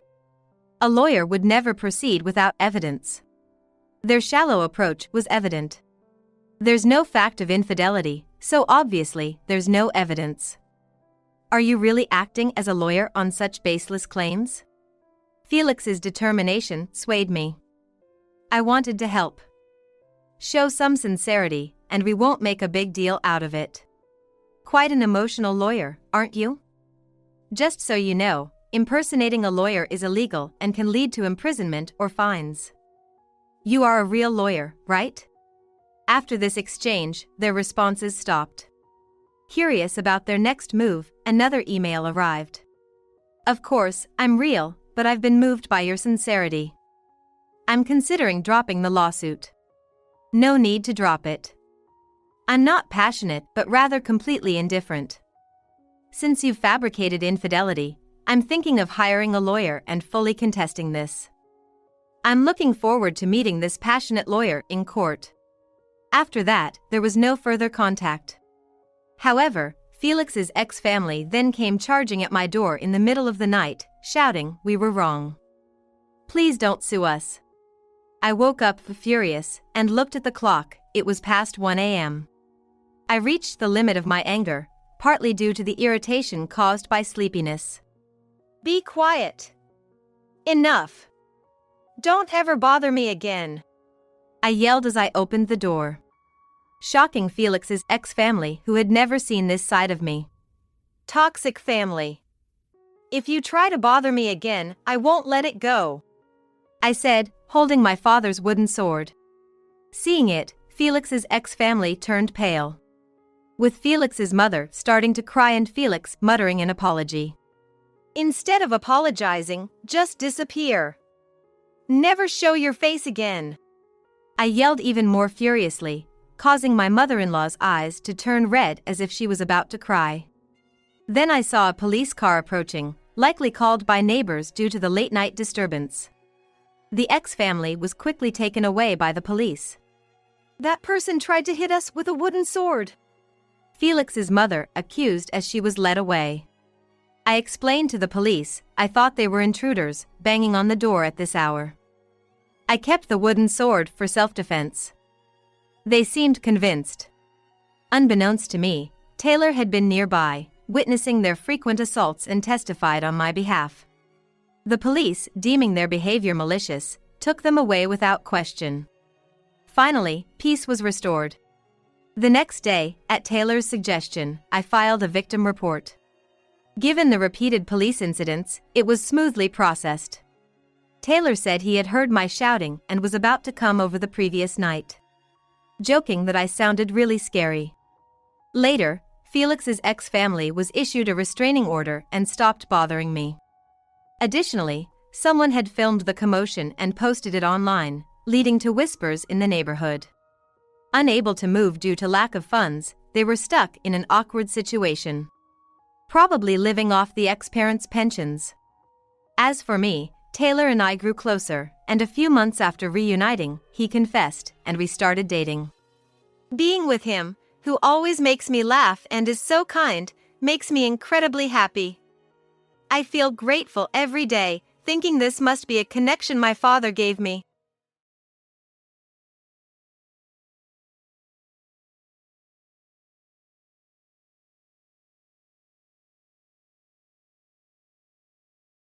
Hola, suscríbete a Historias Vitales para no perderte nuevas historias. Mi esposa había estado trabajando en su proyecto especial durante 4 meses ahora. No era su proyecto personal, pero ella era la persona principal y responsable de su éxito. El proyecto estaba diseñado para salvar a su empresa, Bixler Enterprises. Los últimos 4 meses habían sido difíciles porque se vio obligada a trabajar duro. Era importante tanto para ella como para la empresa. Había una buena posibilidad de que Bixler Enterprises quebrara si el proyecto no se completaba. Sarah tenía una licenciatura de Albrecht y un MBA de Wharton. Era la más inteligente de la familia. Yo empecé a trabajar como mecánico de autos justo después de la secundaria y después de 21 años seguía siendo mecánico de autos. No me importaba porque me gustaba el trabajo y pagaba bien. Era suficiente para pagar la universidad de Sarah y criar a 2 hijos. No vivíamos lujosamente, pero estábamos bien. Los niños ya se habían mudado, y las cosas iban bastante bien con nuestros ingresos. Sarah quedó embarazada 3 meses después de casarnos a la edad de 18 años. Durante los primeros años de nuestro matrimonio, vivimos con mis padres. Ellos tenían una gran casa vacía ya que 4 de mis hermanos se habían mudado. Eso significaba que teníamos una niñera mientras Sarah completaba sus primeros años de universidad. Debido a 2 embarazos, la carrera de 4 años le llevó 6 años completarla. Fue difícil, pero lo logró. Siempre tuve trabajo y nunca me faltó trabajo extra si lo necesitaba. Después de que Sarah se graduó de Wharton, alquilamos nuestro propio lugar. Tuvo ofertas de trabajo de varias empresas grandes, pero todas requerían que nos mudáramos. A mí no me importaba, pero Sarah quería quedarse cerca de casa. Por eso decidió trabajar en Bixler Enterprises. Pagaba bien, pero lo más importante, le daba responsabilidad y la oportunidad de avanzar. Sarah era una empleada trabajadora y dedicada. La presentación es el jueves en el Hotel Dicen en Filadelfia. Tomé unos días libres en el trabajo para ayudarla según fuera necesario. Al final, todo lo que logré fue hacerle algo de comer cuando llegaba a casa. No sabía nada sobre su trabajo, ni tampoco quería saber. Los negocios corporativos de alto nivel me aburrían. Empresarios de Europa, Asia y América del Sur venían aquí, la empresa pagaba sus boletos de avión y proporcionaba habitaciones en el hotel Dicen mientras estaban aquí. Era caro como el infierno, y por algunas cosas que Sara había dicho, la empresa estaba sobreestimando sus finanzas. Su presentación era importante para ella, para la empresa y para más de 200 empleados. Hasta el martes por la noche, todo iba bien. Sara llegó a casa con un traje nuevo, un traje gris con una blusa blanca. Desplegó todo lo que necesitaba en la cama de la habitación de invitados. Cuando se trataba de la limpieza de la casa, ella era normal, pero cuando se trataba del trabajo, era meticulosa. No entendía por qué necesitaba sacar su ropa interior de lujo, pero no dije nada.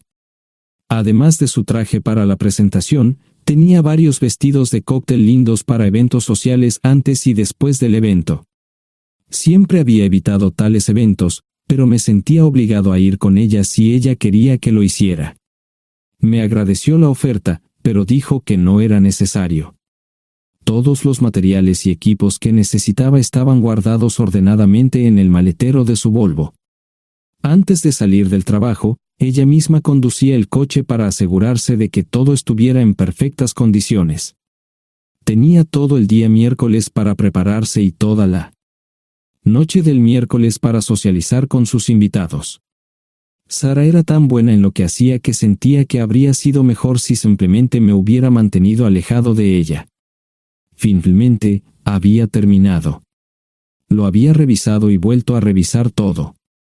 Todo lo que necesitaba ahora era una ducha caliente y una buena noche de sueño. Supongo que mi error fue que empecé a revisar sus cosas después de que Sara comenzara a ducharse. Pensé que estaba ayudando, pero resultó ser lo contrario. Estaba moviendo cosas en la cama cuando un pequeño sobre blanco cayó del bolsillo lateral de su bolso de maquillaje. Una carta de una farmacia, pero no del tipo que solemos usar. Dentro había 10 pastillas. No tenía idea de qué era, y las instrucciones eran confusas. Si es necesario, tomar una pastilla y luego una segunda pastilla 12 horas después. Pensé que podría ser algo que ella había conseguido para la ansiedad o los nervios, pero las instrucciones no tenían sentido. La receta estaba escrita a su nombre el lunes. Volví a poner el sobre en su lugar mientras ella terminaba de ducharse. Decidí que quería saber más sobre antes de contarle sobre ello. Por supuesto, si lo mencionaba, significaría que estaba revisando sus cosas. Odio los dilemas. Mientras Sara se preparaba para dormir, fui a nuestro ordenador doméstico y busqué. 10 minutos después, me uní a mi esposa bajo las sábanas. Pasé toda la noche despierto, preguntándome por qué mi esposa había recogido una receta para la píldora del día después, especialmente después de que me hicieran una vasectomía hace 10 años. A la mañana siguiente, me levanté temprano, pero no estaba descansado. Di un largo paseo, esperando que despejara mi mente. Me dirigí hacia casa con reticencia, temiendo lo que podría hacer o decir cuando llegara allí. Mi hijo Joe se unió a la Marina después de la escuela secundaria y estaba en su primer año en San Diego. Nuestra hija Gloria se casó con su amor de la infancia el año pasado y acababa de mudarse a Dallas. Eso dejaba solo a Sara y a mí. Echaba de menos a los niños, pero esperaba envejecer con mi esposa. Ella era la única mujer que me había interesado, y ahora todo estaba. Si Sara estaba teniendo una aventura, lo ocultaba bien. Por supuesto, nunca la vigilé. Nunca miré sus correos electrónicos o llamadas telefónicas. No tenía razones para hacerlo. No tenía forma de saber qué estaba haciendo en el trabajo o después del trabajo. Confiaba en ella completamente. Ion, ¿dónde demonios has estado? ¿Quieres huevos o algo? No, solo café. No me sentía con muchas ganas de hablar. ¿Qué pasa, cariño? Solo son 3 días. Puedes venir si quieres, pero te aburrirás como una ostra. No, realmente no quiero ir, pero odio dejarte sola. Me preocupo cuando no estás aquí. Es muy dulce, querido, pero estará bien. No voy a salir del hotel en todo este tiempo. Pasaré la mayor parte del día asegurándome de que la sala de conferencias esté lista, y esta noche tendré una agradable charla con nuestros posibles clientes. Mañana, probablemente ni siquiera tendré la oportunidad de ir al baño. Llegaré a casa lo más temprano posible el viernes, te prometo un gran fin de semana si sabes a lo que me refiero. Todo eso suena bien, pero no puedes culparme por preocuparme. Soy un mecánico de autos, y tengo una esposa hermosa y exitosa. A veces tengo la sensación de que estás menos interesada en mejorar nuestra situación familiar que en avanzar en tu carrera. Detente, maldita sea, Ion. Siempre he respetado lo que haces para ganarte la vida y nunca he insinuado lo contrario. Criaste a 2 grandes niños y me pusiste a través de la universidad. Eres un gran esposo, un gran padre y un buen proveedor, y nunca olvides eso. Terminé mi café mientras ella recogía la mesa. ¿Quieres que te llame? No, no es una buena idea. Tendré el móvil apagado, y voy a apagar el teléfono de la habitación por la noche para poder dormir. Te llamaré siempre que pueda. La ayudé a cargar el coche, era tan meticulosa con eso como con todo lo demás. Trabajando, le llevaría 3 horas llegar al Hotel Lysen. Me quedé en el porche y la vi marcharse. No me molesté en preguntarle por las pastillas. Pasé el resto de la mañana en el porche. No recuerdo haberme preocupado tanto como ahora. Me sentía pequeño e insignificante. Me sentía fuera de mi liga. Era un tipo de pueblo con un trabajo mediocre y una esposa exitosa. Era una combinación equivocada. Debería haberlo notado antes. Me sentía estúpido. El mejor traje que tenía era una chaqueta azul y un par de pantalones. Al menos tenía algunas corbatas, aunque tenían 10 años de antigüedad. Acababa de terminar de vestirme cuando sonó el teléfono fijo. Oye, cariño, solo quería avisarte de que llegué bien. ¿Tuviste un buen viaje? Supongo que el tráfico no estaba demasiado denso. Estuvo bien. Te llamaré esta noche. Ahora tengo que irme. Estoy en la habitación 714, Sara. Puedo estar en casa de mis padres o en la de mis hermanos esta noche si quieres llamarme a mi móvil. De acuerdo. Suena el teléfono móvil. Te quiero, tengo que irme. Me tomé mi tiempo para llegar a Filadelfia. No fui directo al Lysen, primero me detuve y compré un filete con queso. Prometí hacer una larga noche. No estaba seguro de qué iba a hacer. Estacioné en el garaje del hotel y simplemente esperé. Tarde o temprano, tenía que entrar en el hotel. Simplemente no podía decidir cuándo hacerlo. El sonido de mi teléfono celular me ayudó a tomar mi decisión. Ion, solo quería avisarte de que todo se ha arreglado. Ahora voy a bajar para encontrarme con algunas personas y cenar. No olvidaste nada, ¿verdad? No, todo está bien. Tengo todo en mi habitación para mañana. ¿Necesitas algo? No, Ion, relájate. Voy a apagar mi teléfono. Te llamaré mañana por la mañana. ¿De acuerdo? Ríe, diviértete. No es divertido, Ion, es trabajo. No parecía estar demasiado fuera de lugar. El vestíbulo, el restaurante y las salas de conferencias estaban llenos de gente, así que pude pasar desapercibido. Había un folleto pequeño y bonito que mostraba el diseño de todas las habitaciones del hotel. Me paseé por las diferentes habitaciones y me detuve en las paredes, mirando alrededor entre la multitud. No tenía ni idea de qué haría si Sara me veía. Lo averiguaría si y cuando eso sucediera. Encontré un tablero de eventos que enumeraba todas las habitaciones que estaban siendo utilizadas por los diversos grupos. Bixler Enterprises no tenía habitaciones disponibles para el miércoles por la noche. Esto me pareció interesante. Sara había dicho que no iba a salir del hotel, pero ahora no estaba tan seguro de eso. Había 3 comedores, familiar, informal y de alta cocina. A Sara no le gustaba mucho cenar con niños, así que fui primero al comedor informal. Solo me llevó 5 minutos asegurarme de que no estaba allí. Tuve mejor suerte en el salón gourmet, era una acogedora mesita encajada en la esquina, el tipo de mesa que la gente reserva para tener un encuentro privado. Sara llevaba un vestido de cóctel negro con un escote pronunciado y perlas, se veía elegante y su acompañante parecía apreciarlo. Conocía a algunas personas con las que trabajaba Sara, y él no era una de ellas. Me resultaba familiar, pero no había forma de que pudiera recordarlo. Había muchas sillas libres, así que no tuve problemas para cruzar la sala. Había velas y pequeños candelabros de cristal en las mesas. Apagué la mía y le dije al camarero que me molestaba por el glaucoma. Pedí el plato de pollo de siempre y me acomodé. El camarero me sirvió el café por tercera vez. Disculpe, el tipo en la mesa de enfrente me parece muy familiar. ¿Sabes quién es?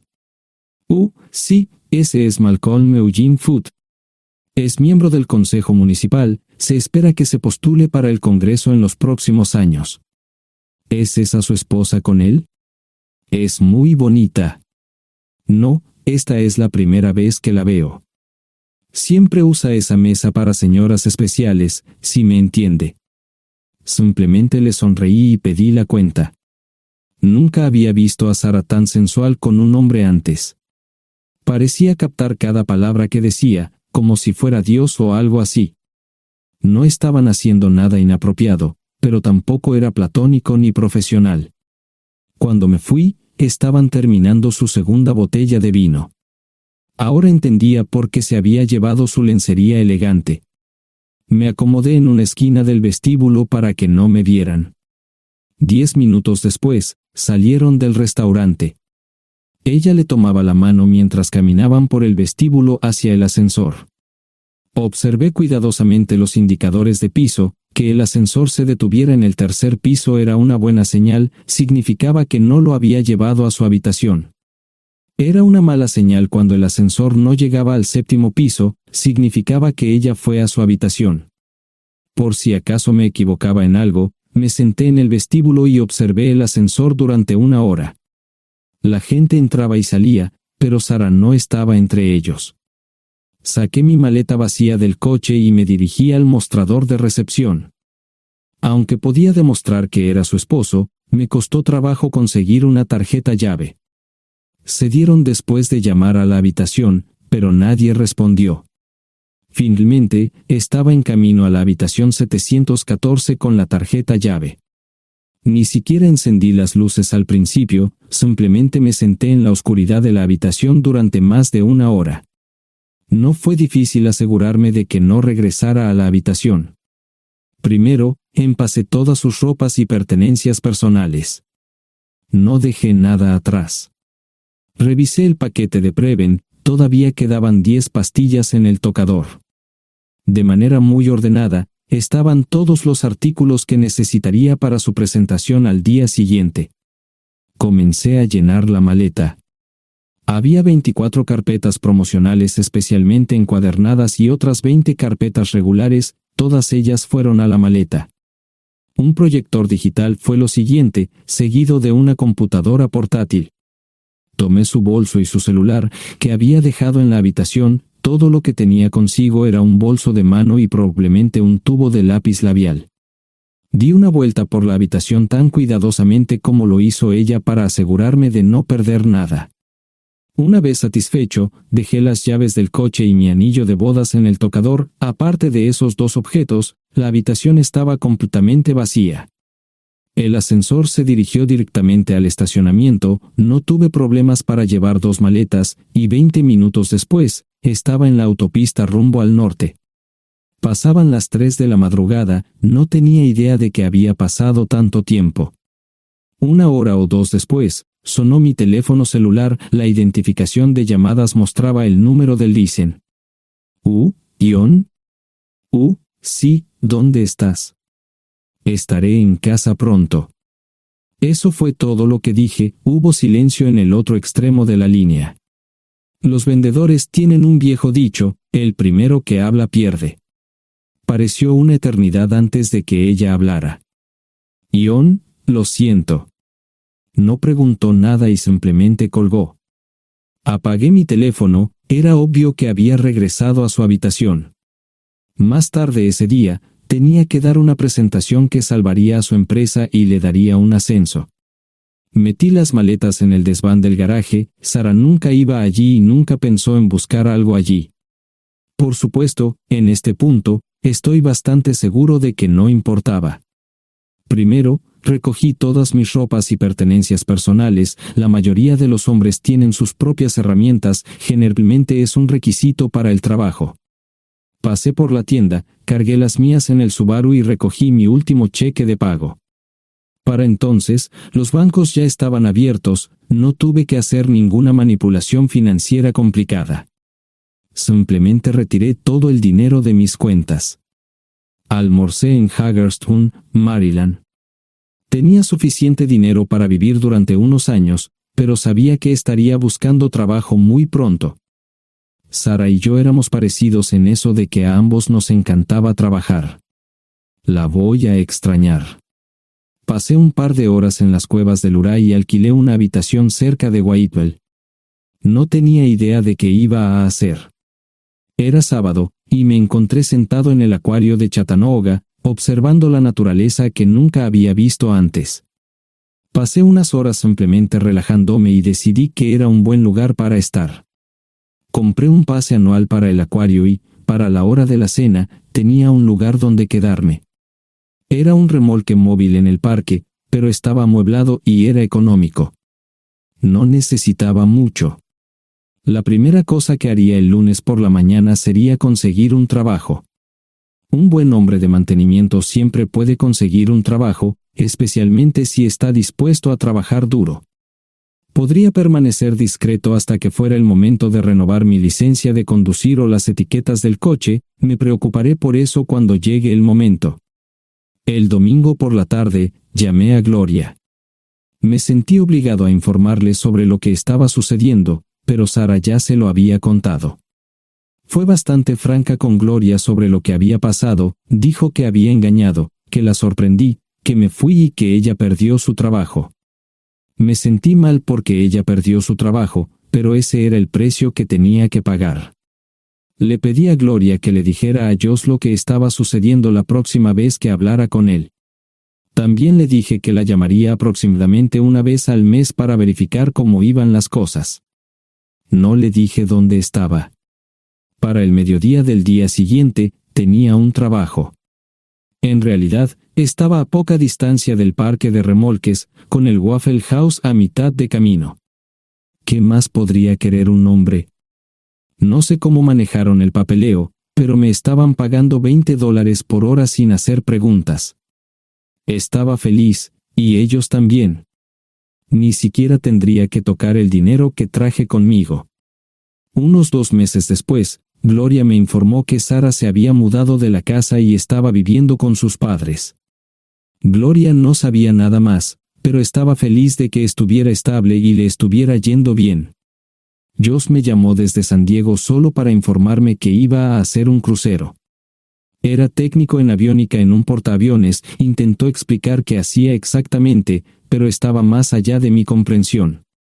Nunca supe mucho sobre cosas técnicas. Ambos tuvieron cuidado de no decir nada malo sobre su madre. Aprecié eso. Después de eso, todo siguió como siempre. Comencé a hablar con Gloria al menos semanalmente. Josh y yo comenzamos a enviar correos electrónicos regularmente. Gloria hablaba regularmente con Sara, pero decía muy poco sobre lo que estaba haciendo o dónde estaba. Nunca presenté la solicitud de divorcio, y parece que Sara tampoco lo hizo. Tengo una licencia de conducir de Tennessee y las etiquetas en el Subaru. Comencé a frecuentar un bar local un par de veces al mes y tuve encuentros casuales. 2 mujeres se alternaban como mis compañeras nocturnas regulares. No buscaban compromisos, y yo tampoco. Parecía funcionar bien para todos nosotros. La vida era buena. Eso fue hace mucho tiempo, y gradualmente olvidé a Sara. Con el tiempo, el Subaru comenzó a darme problemas, había olvidado cuánto tiempo había pasado. Tenía más de 200.000 millas. Estaba reflexionando sobre esto con una jarra de cerveza un día cuando me di cuenta de que habían pasado casi 5 años desde que me fui de casa. Mantuve un contacto cercano con ambos hijos. Gloria ya tenía 2 hijos propios en este momento y quería que los visitara. Josh casi se casó con una mujer tailandesa, pero en el último momento, se negó. Por lo general, trabajaba 6 días a la semana y usaba el domingo para recuperarme del sábado por la noche. No había ninguna buena razón para que alguien llamara a la puerta de mi remolque a las 6 de la mañana de un viernes. Su grosería fue recompensada por un hombre medio desnudo abriendo la puerta. Los calzoncillos del día son repugnantes, y la dama en la puerta, juzgando por la expresión en su rostro, estuvo de acuerdo conmigo. Ella apartó la mirada, pero su compañero no parecía impresionado. Norm habría usado pantalones, pero en un momento como este, los invitados me molestaron. Estamos buscando a John Terrell. No los conozco. Me llamo David Simmons, y esta es mi esposa Mara. Tenemos un problema y esperamos que nos puedas ayudar. Lo siento mucho, no trabajo a altas horas de la noche. Si necesitan algo relacionado con su auto, tendrán que ir a la tienda. Esto provocó varias miradas en blanco y finalmente una respuesta. No tiene nada que ver con tu trabajo, es más un problema personal. ¿Podemos entrar? El interior del remolque lucía desordenado, rara vez tenía invitados, así que rara vez lo limpiaba. Incluso mis novias insistían en que fuéramos a su lugar. Hagan como en su casa, déjenme ponerme los pantalones enseguida. Al entrar en el dormitorio, dejé la puerta abierta solo para mostrarles lo hospitalario que soy. También me puse una camisa. ¿Les gustaría tomar café? Solo tomará unos 10 minutos.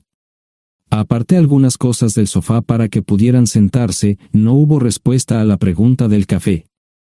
Tenemos una hija adoptiva de 4 años y otra de 2 que necesita un trasplante de médula ósea, y esperamos que nos puedas ayudar. Estamos dispuestos a pagarte si es necesario.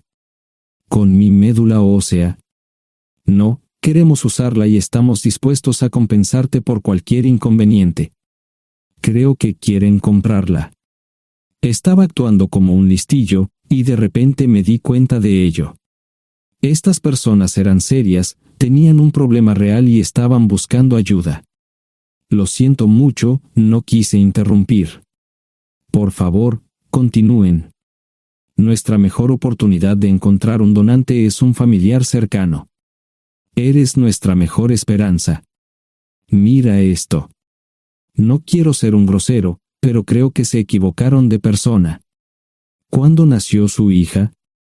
Cumplirá 5 años en julio. Marche Simmons habló por primera vez, y sonó sincera.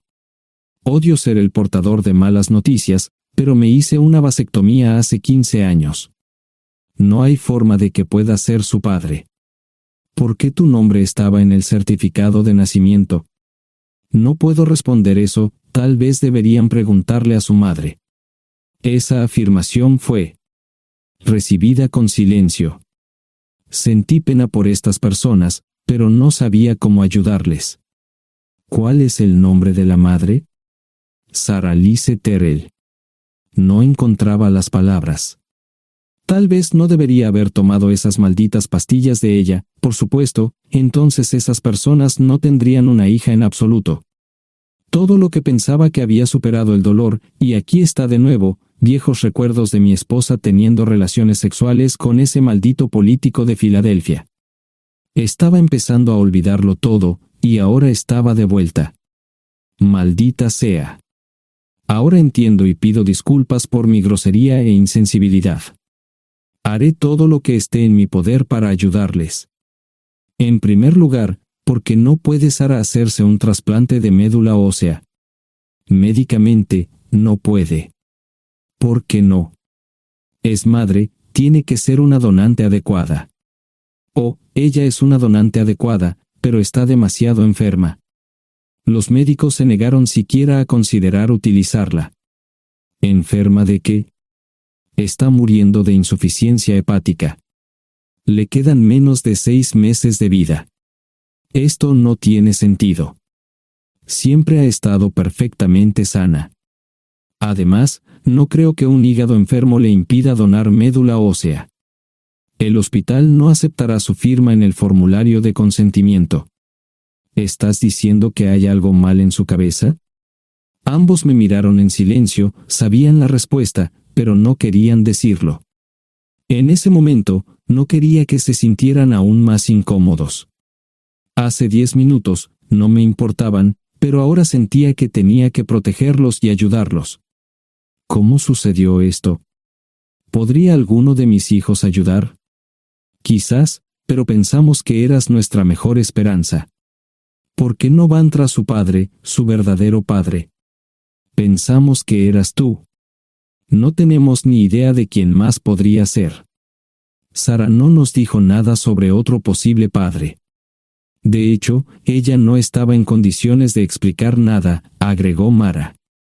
Obtuvimos la mayoría de nuestra información de la agencia de adopción. Tuve que preparar café y hacer pis, permítanme un momento. Dejé a mis invitados sentados mientras preparaba el café. Solo tomó unos minutos. Mientras se preparaba, fui al baño, algo que necesitaba hacer urgentemente. Traté de ser discreto, ya había avergonzado lo suficiente a Mara. ¿Dónde viven? En Westchester, Pensilvania. Les haré una oferta. Si les digo quién es el verdadero padre de su hija, deben prometerme que lo perseguirán sin descanso hasta obtener lo que desean. ¿De qué estás hablando? El padre de su hija es un político prominente en Pensilvania. Por supuesto, negará todo y probablemente les proporcionará documentos legales para detener sus esfuerzos. Si acuerdan presionar lo suficiente para que él admita que la niña es suya, podrán avergonzarlo y obligarlo a hacerse un trasplante de médula ósea. Eso es lo que quieren, ¿verdad? Sí, claro, pero ¿cómo hacemos eso? No lo sé. Soy mecánico.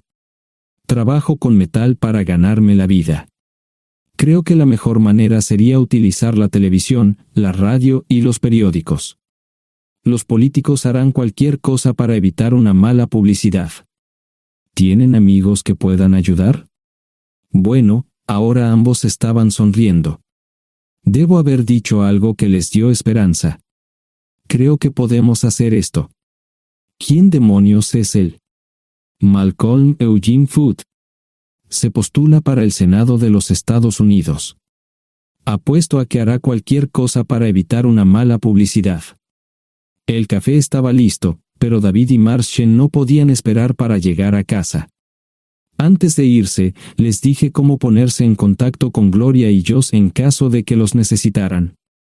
Estaba seguro de que ayudarían. También les pedí que me dijeran dónde estaba Sara. Probablemente estaría en Pensacola antes de que ellos regresaran a Westchester. Me corté el pelo y compré una camisa nueva. Sara era una tramposa que arruinó mi vida, pero aún así quería lucir bien cuando la viera. Era otro remolque, pero esta vez era un bonito doble nuevo.